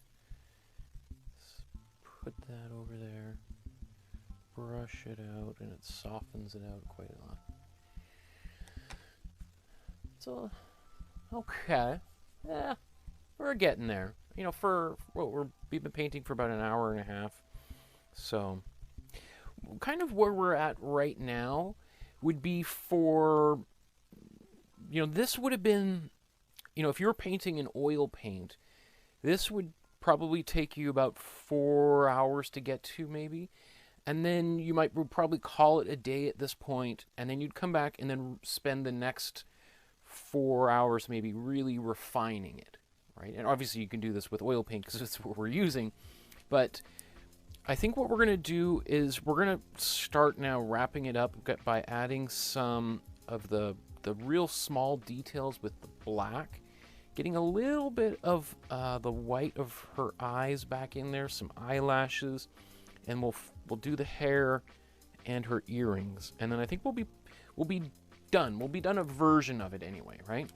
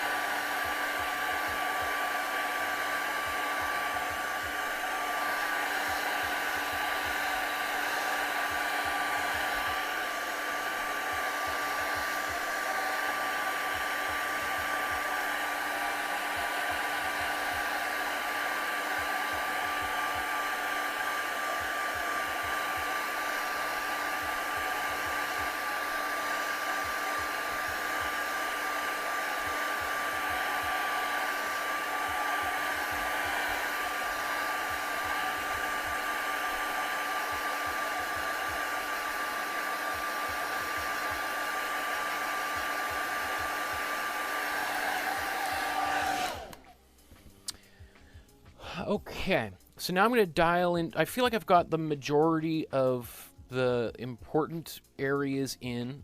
It's not perfect, but the main kind of contrast between light and dark are here. And I'm going to keep on pushing them a little bit with the remaining time. But let's get into...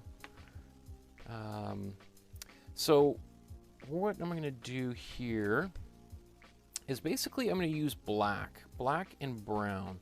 So I still have this brown that we used earlier, so I'm going to mix that up. Let's see, we're just going to scoop some of it out.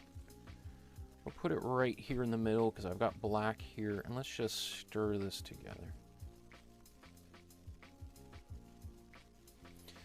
I generally don't like just using black on its own, just like I don't like using just white on its own. They are really dominating colors to put into a painting, and it's generally advisable to put a tiny bit of color in. So right now I've got it probably looks black on camera because there is a lot of black, but it's like a really, really dark brown, and I want that. Just like if you recall when we were painting the Thomas Kincaid painting, we didn't ever really use pure white except in a few very small places, because otherwise it just takes over. Like, you just have to be careful whenever you're using those two colors in your picture, which is why the Impressionists rarely used black at all.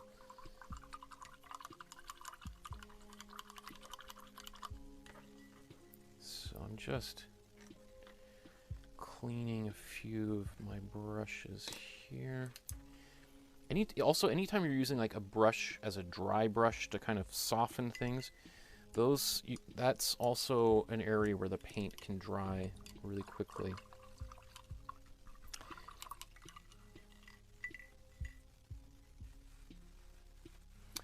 So a few of you guys are having, again, problems with the streaming.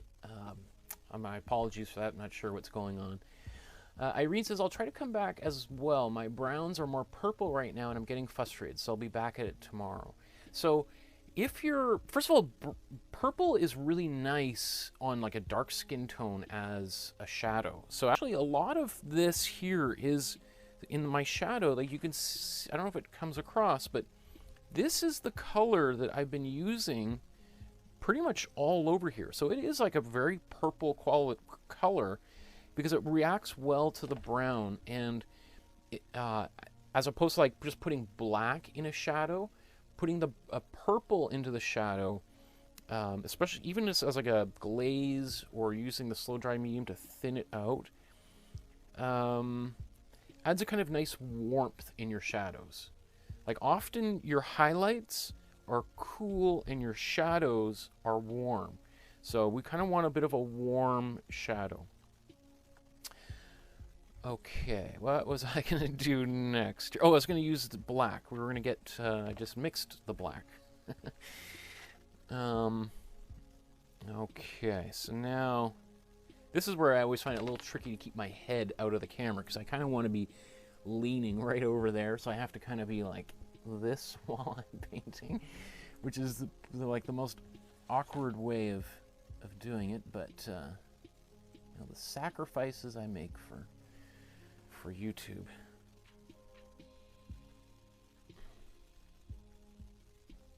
Also, when I'm using a small brush, I want to try to sometimes the paint will build up, not right on the tip, but right on the, like, so you have this little tip and then it kind of gets real wide where the paint builds up, and that's kind of fine, but sometimes it might slowly descend, and then you get a big blob of paint that appears on the surface, and that can be like super upsetting. Okay. Did I blow dry that? I think I did. It still feels a little bit tacky. I'm just going to give it a little bit more heat.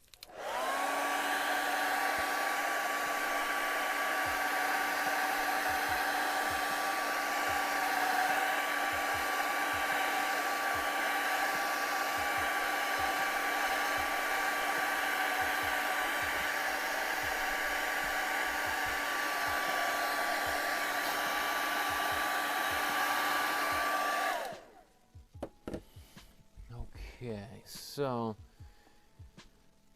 let's come back to her eyes here.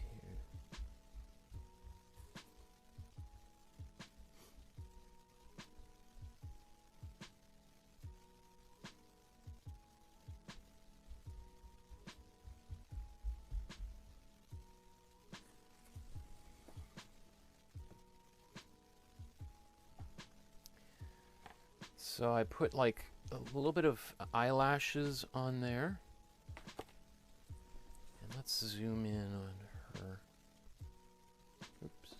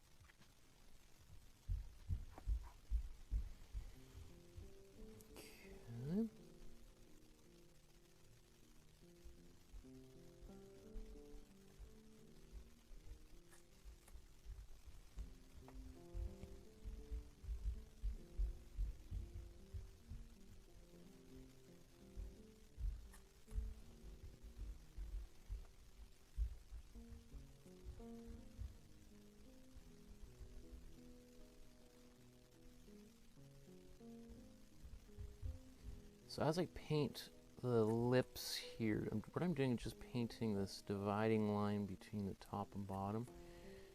And I'm not going all the way up. I want to keep the darker area, the darkest area right where the lips meet, and then that's it.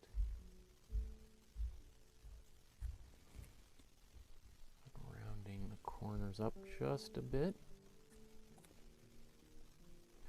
Go.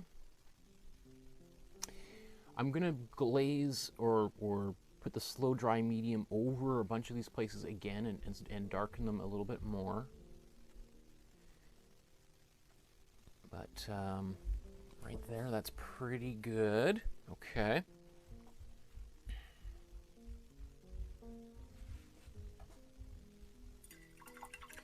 Now I'm gonna put a bit of the white of her eyes in.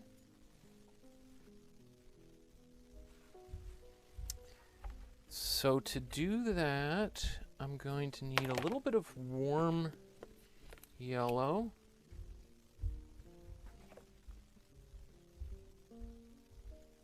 Oops, not a lot of it. All right, warm yellow.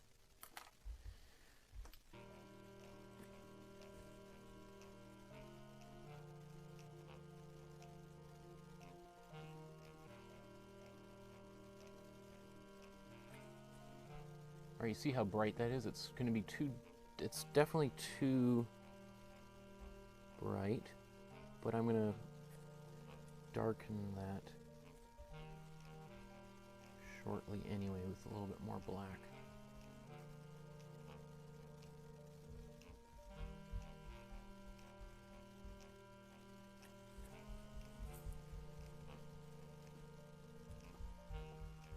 Or I'll glaze over it, sorry, I mean.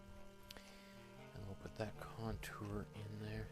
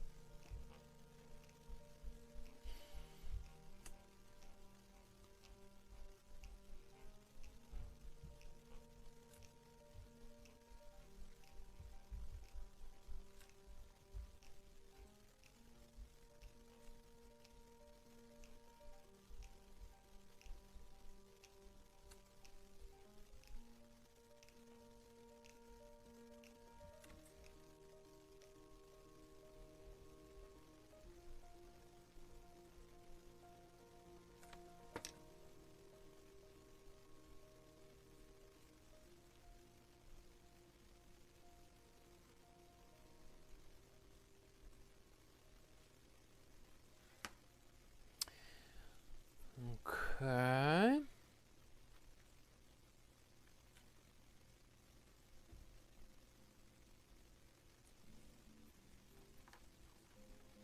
So I'm going to hit the blow dryer. I'm going to come in and start touching that up in her eyes.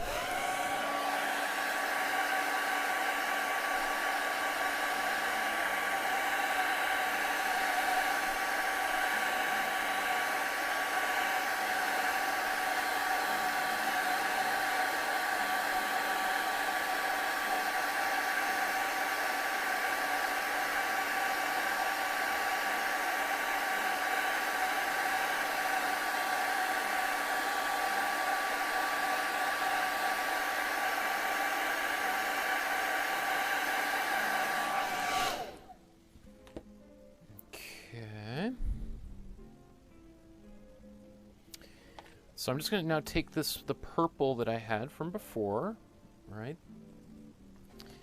And I'm just going to come in and darken in a bit over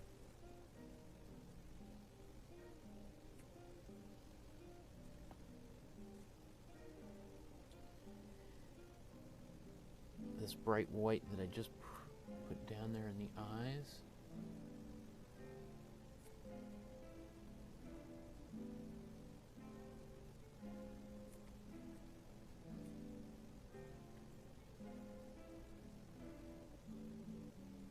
I'm also going to darken underneath the nose a bit more.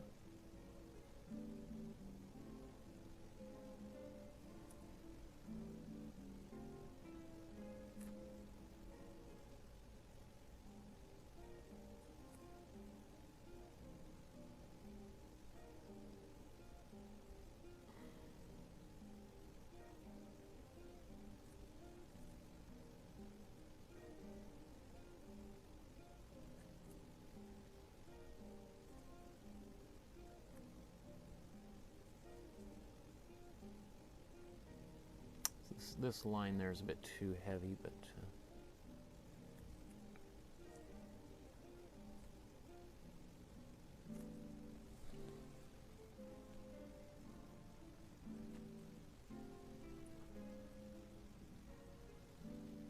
gonna just enlarge again over the lips.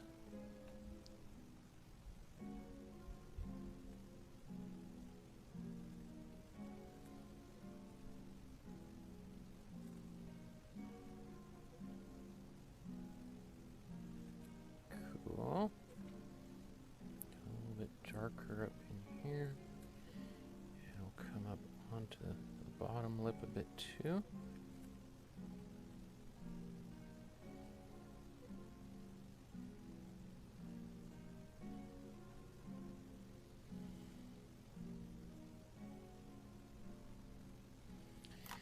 Okay.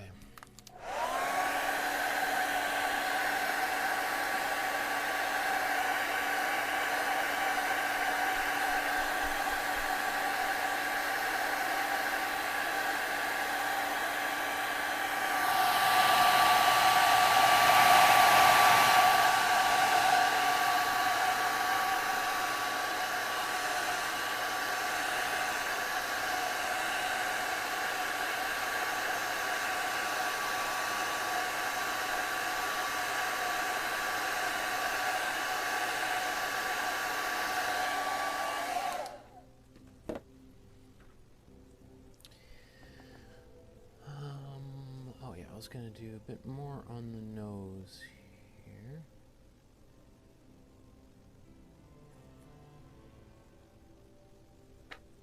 Let's put that there, and then we'll just soften it up a little bit. And I want to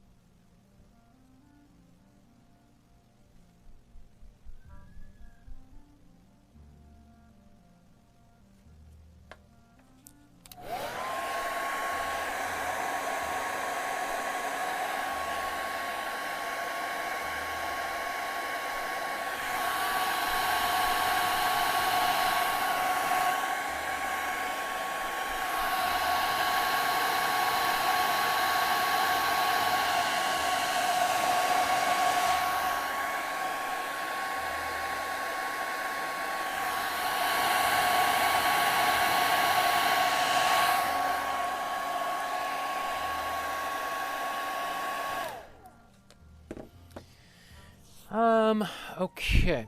So now I'm going to come back. I'm going to just fix a little bit of the stuff in the eyes that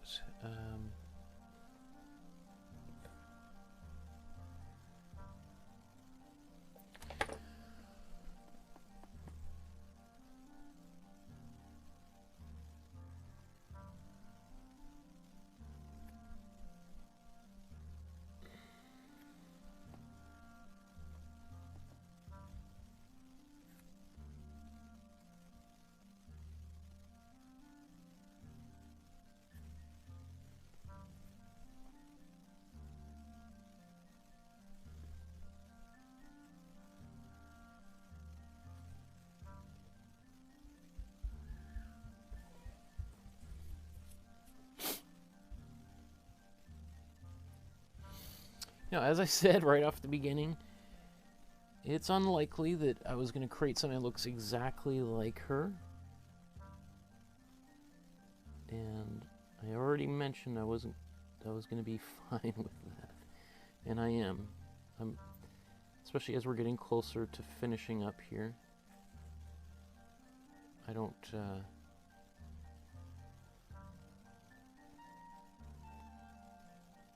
think it's really that important to... I made those eyelashes a bit too long. It's a little bit cartoony sometimes when we...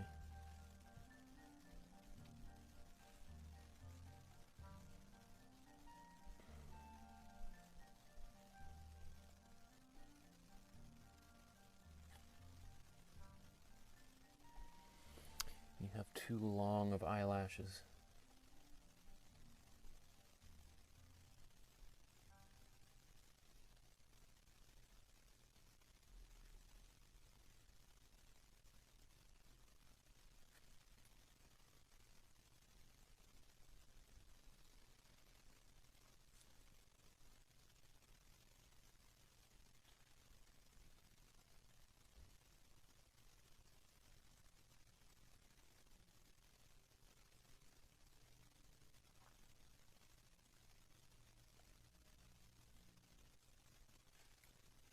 Just a little bit of black on those eyebrows.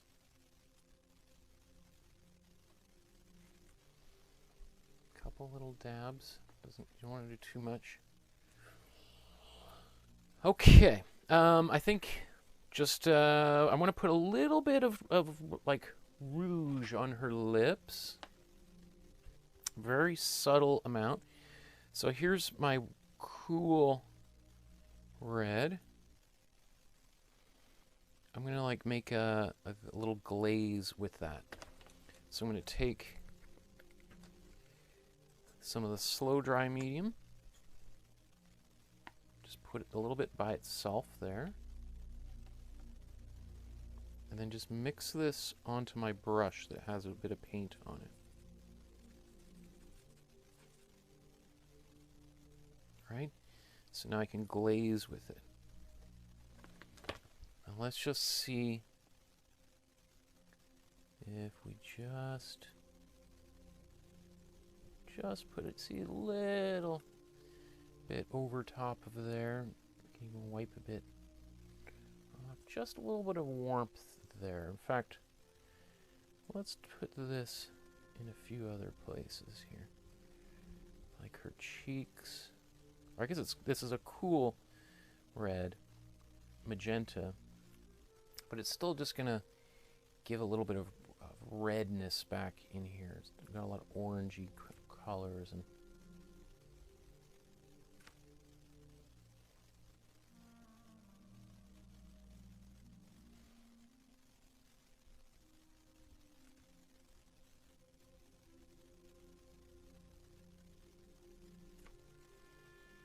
take a bit of that and put it under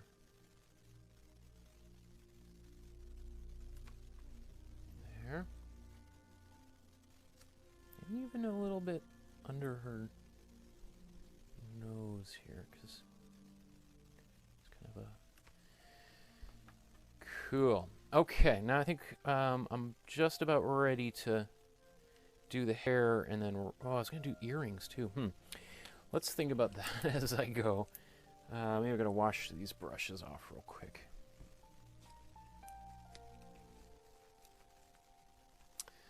What a bummer that the internet is being cranky. Ah.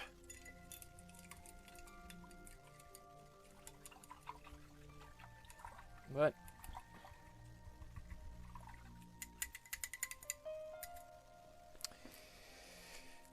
that's when we deal with technology, it usually doesn't play fair, right?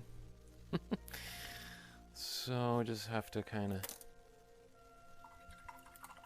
accept it and then move on. I don't know if I'm going to do anything to her dress down there. If I zoom back out. I don't know. I think I'm happy with it like that.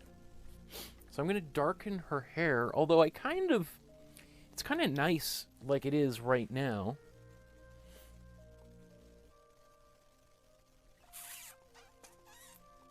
I don't mind it, but I think it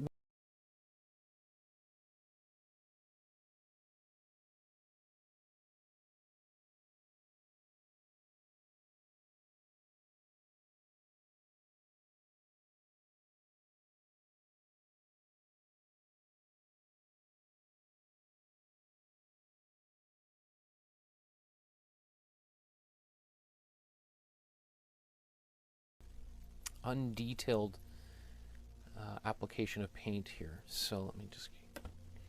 So the way I'm going to do this, I've got the paint on my brush,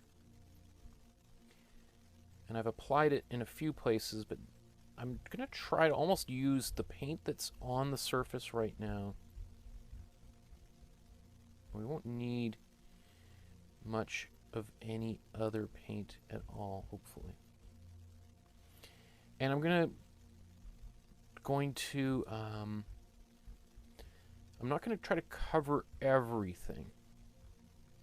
We want a little bit of some of those colors, that dark color that we've been applying a few times, a dark purple, to still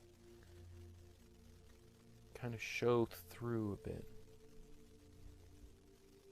And if I want, I can even, as I will, I'm going to wipe a bit of it away.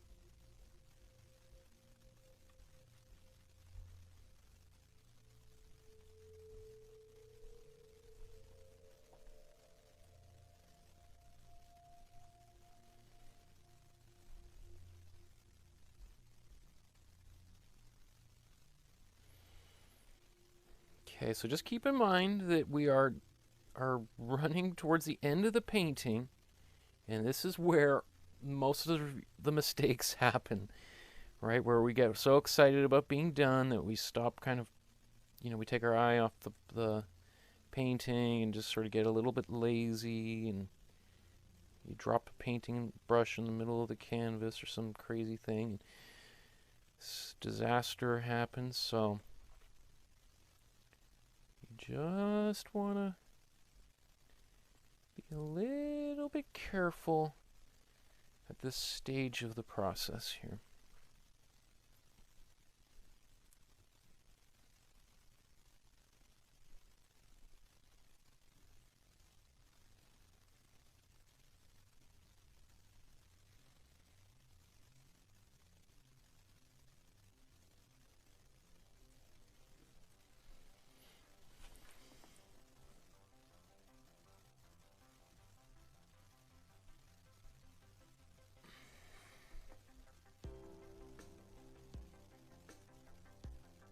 Very tricky to do without my head right over top of the canvas.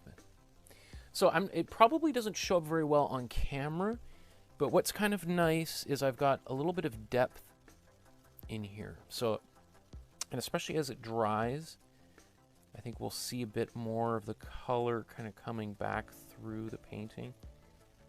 This dark color.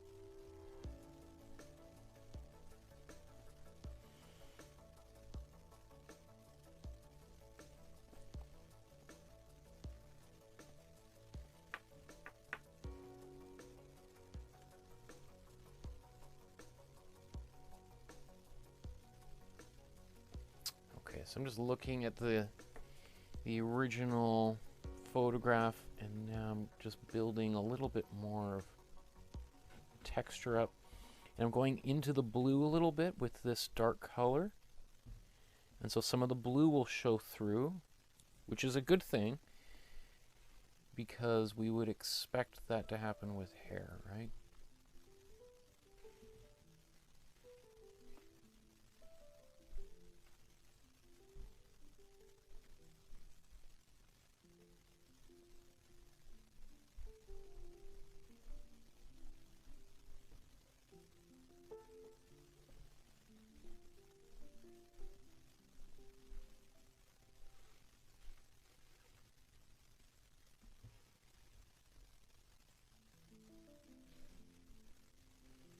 It's just this like real soft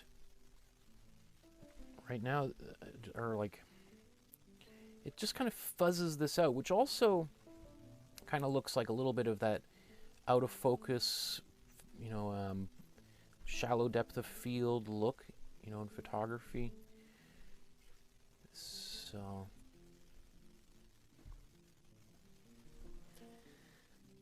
that, or my eyes are getting crossed. And so who knows how it actually looks. Sometimes the painting looks great when I'm working on it, and then I come back and be like, huh, my eyes must have been well, I must have been struggling a little bit there. Okay, that's cool. Nice and dark. Obviously now this is no longer as dark, so I can come back and I could put another, I could use this same color over there.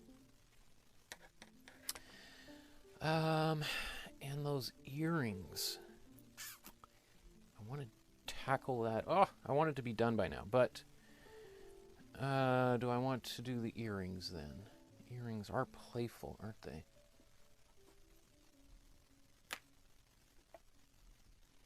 Why am I having such a hard time with my audio? Huh.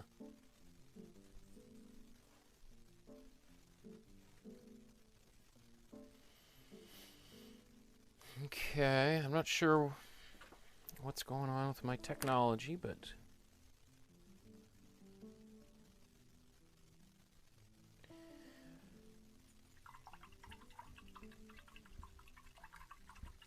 my audio on my side is fine.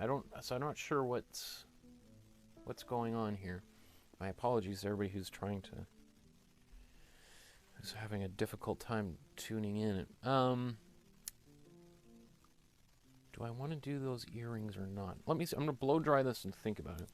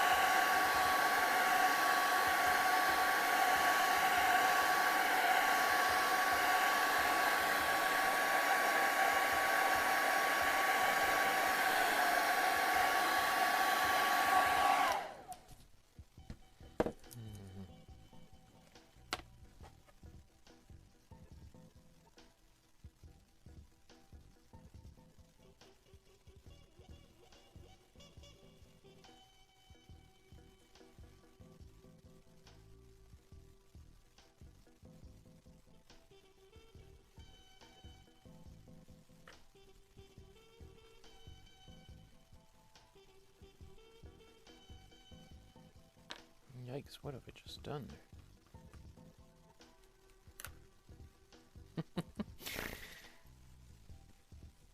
Let's just clean a bit of that off.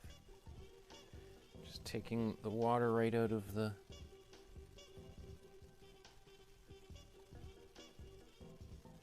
Just wipe that right away.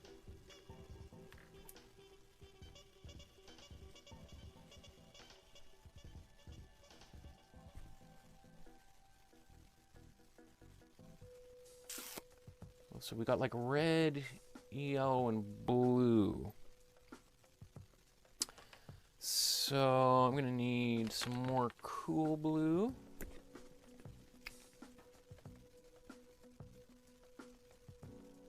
We don't need much of it because we're not gonna be doing, oh, we're just making tiny little dots. So, and I'm going to mix like a gray. And then I'm going to add this color to it. So where do I have any white left on here? Need a little more white.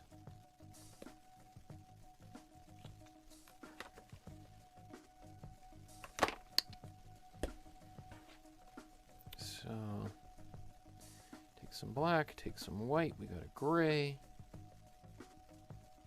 And then we'll mix some blue into this gray. The reason why I'm doing this is it's in the shadow, and I don't want to put a bright color there. I couldn't make highlights on it, but I don't want it to be just super dark. You'll see it will pop. It's going to be pretty bright as it is. So I just get over a smaller brush, and then let's see. This will also help cover up some of this ambiguous little area here. So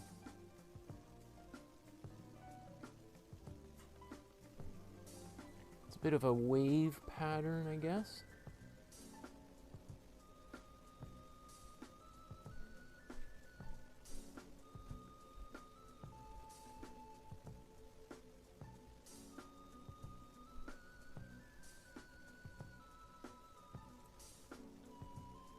Far down does it go?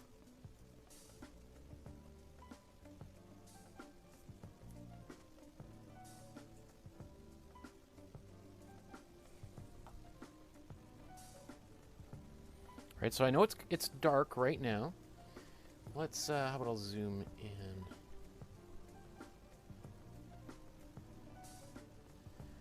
Right, I'm gonna build on top of that dark color. Get some more. We'll do the other side.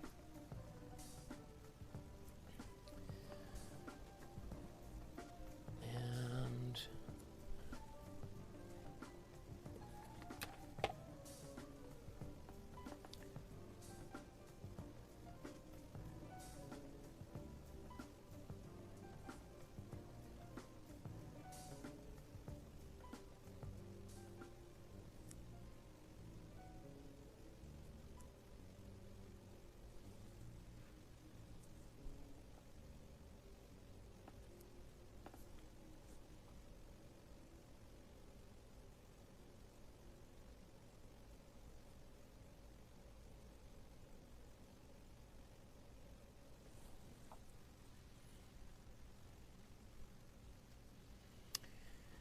okay, so there's the dark blue. We'll put our highlights on right now, I guess. So now I'm just gonna mix some white into this color. Again, I'm not putting a lot on there, but it's gonna look much brighter here. And I'm just gonna put it on not every little speck that I've just painted.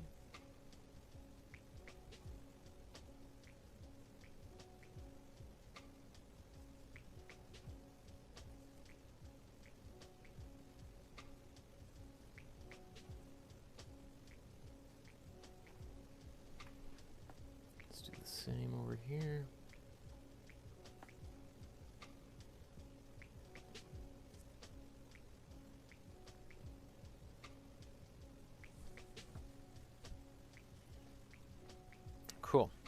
Okay. What was the other color we got? It's kind of an orange. Or yellow? I'm not sure. Let's use our cool yellow since I just got a bunch on my palette. I'm going to use it. So we can use this same gray that we created before, right? So let's just mix a little bit more of that.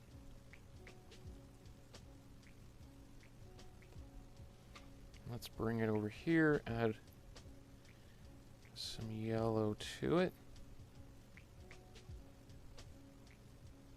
Oops. So I'm just mixing it right there.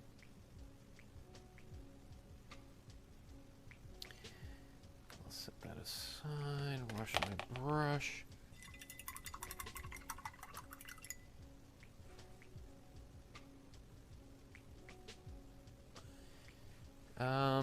Natalie asks, does matte medium work instead of the slow dry medium or retarder and glazing fluid? It can. But not, it kind of, like, matte medium is basically just paint without any pigment.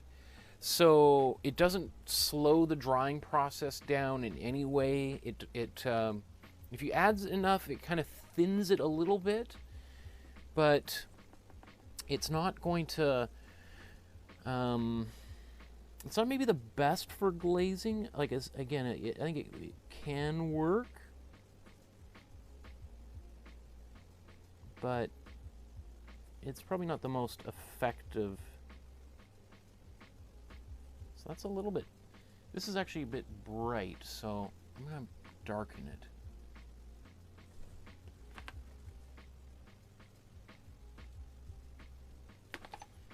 I want a dark, dark, dark yellow, and then we'll do the highlights over top of it. So I'm just going to go back over a few of these.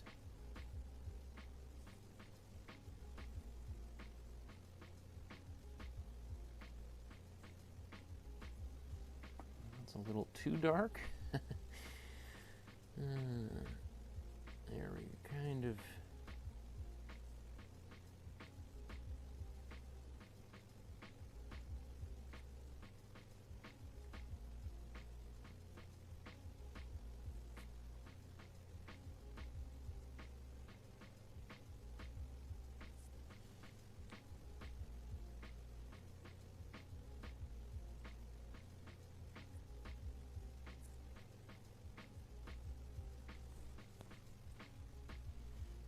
Little highlights on there. Well, that's kind of nice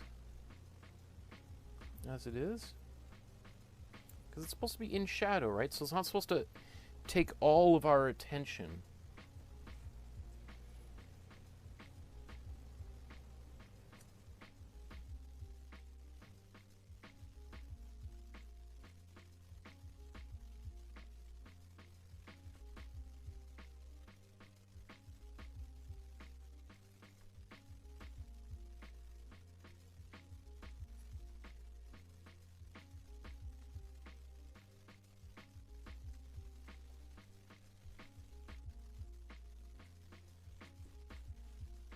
Okay, and then I will now go back to a little bit of this brighter color.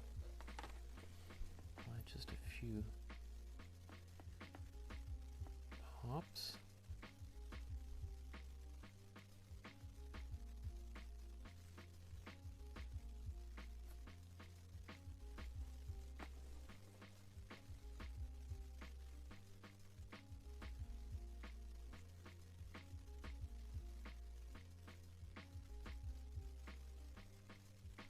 When it comes into this light here, now I can kind of go add a bit more white on there.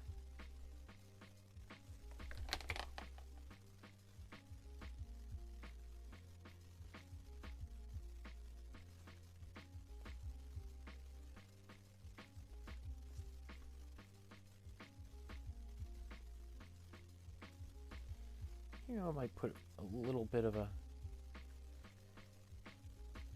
couple of them.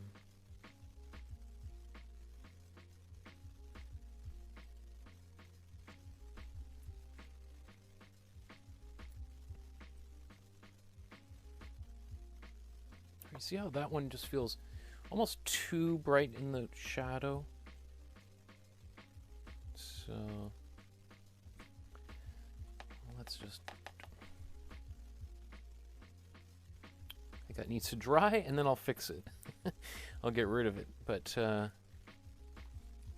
I start wanting to put my fingers in there and that's just gonna go wild. So next we'll do the red.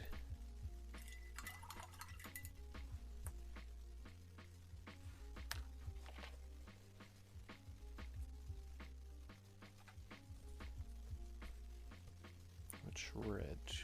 Do I need more red on here? Do I have any red I can use? Nope. Okay.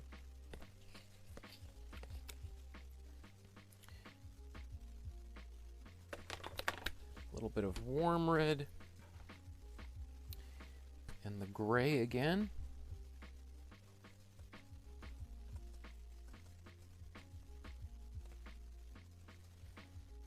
I'll just mix this up.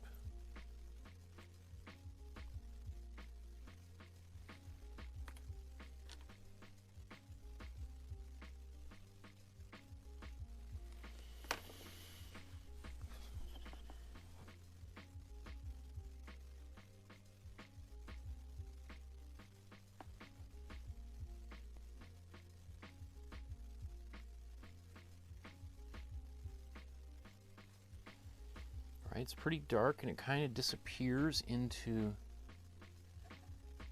her, the rest of this image. So I'm actually going to even, I think, darken it a bit. And obviously we'll put our highlights over top of it.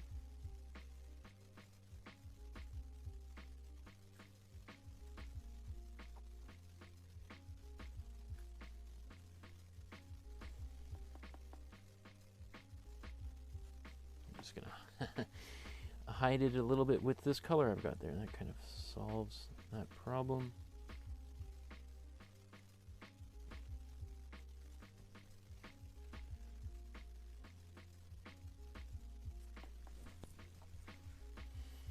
All right, very dark color, but we're not done yet. Now let's lighten it up with some white.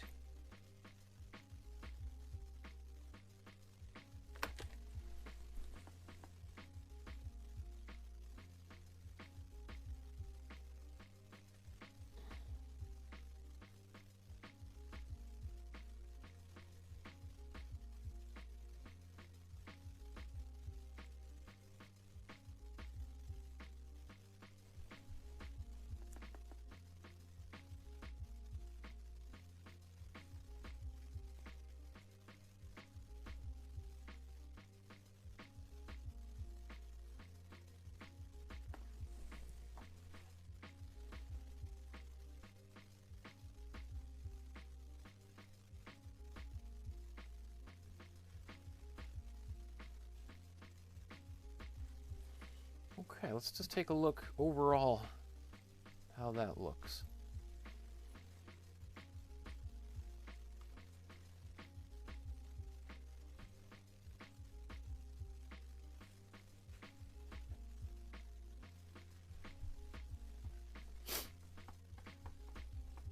Pretty good. You know, if I look at it side by side, she looks older in the painting that I've been working on.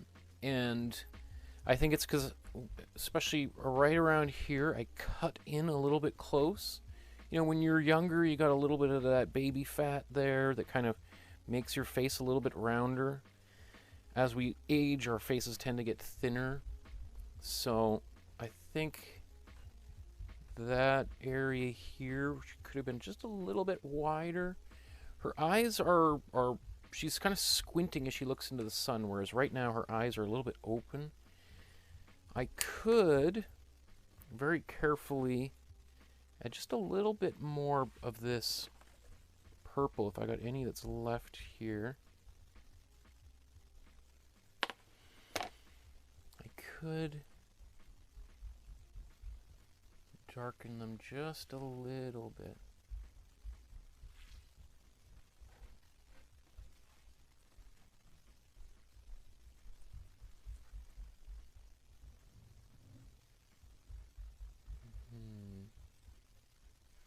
Yeah, you know what? I think that's good. I think that's good. Let's. I'm gonna start cleaning up here. So, let's blast with a little bit of air. Sometimes that changes things a bit, but.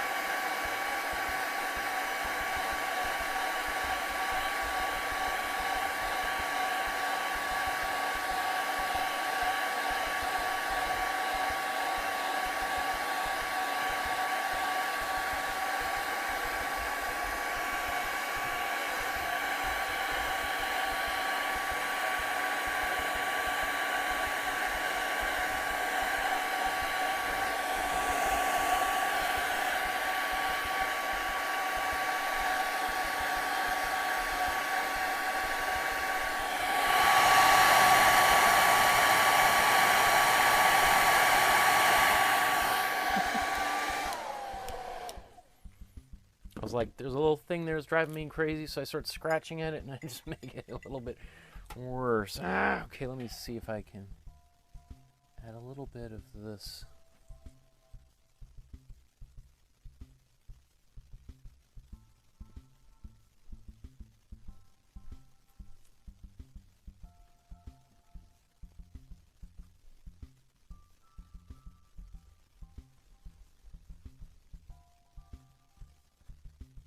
Sure what was going on there. Okay. I think that a little detail there. Okay. So that feels pretty good. Let's sign this thing.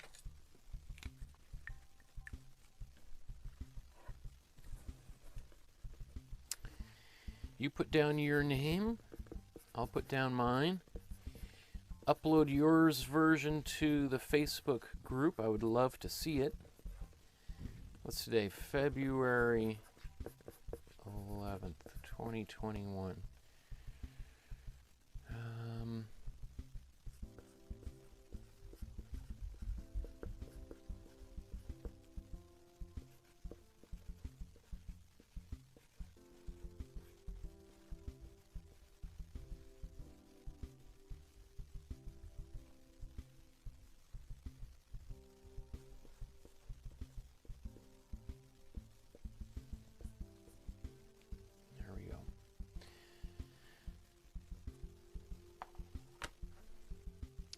As I said, there's, for what we were painting for about 2.5 hours, it's been a 3-hour-long episode.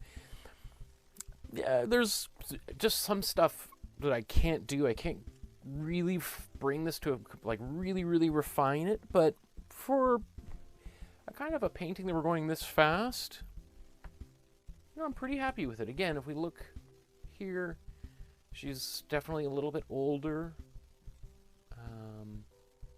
But, yeah. Okay. So, if you enjoyed today's episode, please like and subscribe to the channel so that you know when the next episodes are coming up so that you can join me for those ones as well. There's also a link down below if you'd like to donate a small amount or large amount through PayPal. You can also use the super chat function and donate directly through Google or YouTube. Letting your friends and family know about these paintings you're making is a great way to encourage other people to explore art as a hobby, or maybe it goes a little bit further. Maybe you turn it into a small business. Maybe you go to art school. Maybe I could be your teacher at art school, depending on where you go. So there's also the Facebook group, where I would love to see your images uploaded to the Facebook group. So the link, I think it's the very first thing in the video description down there below. So,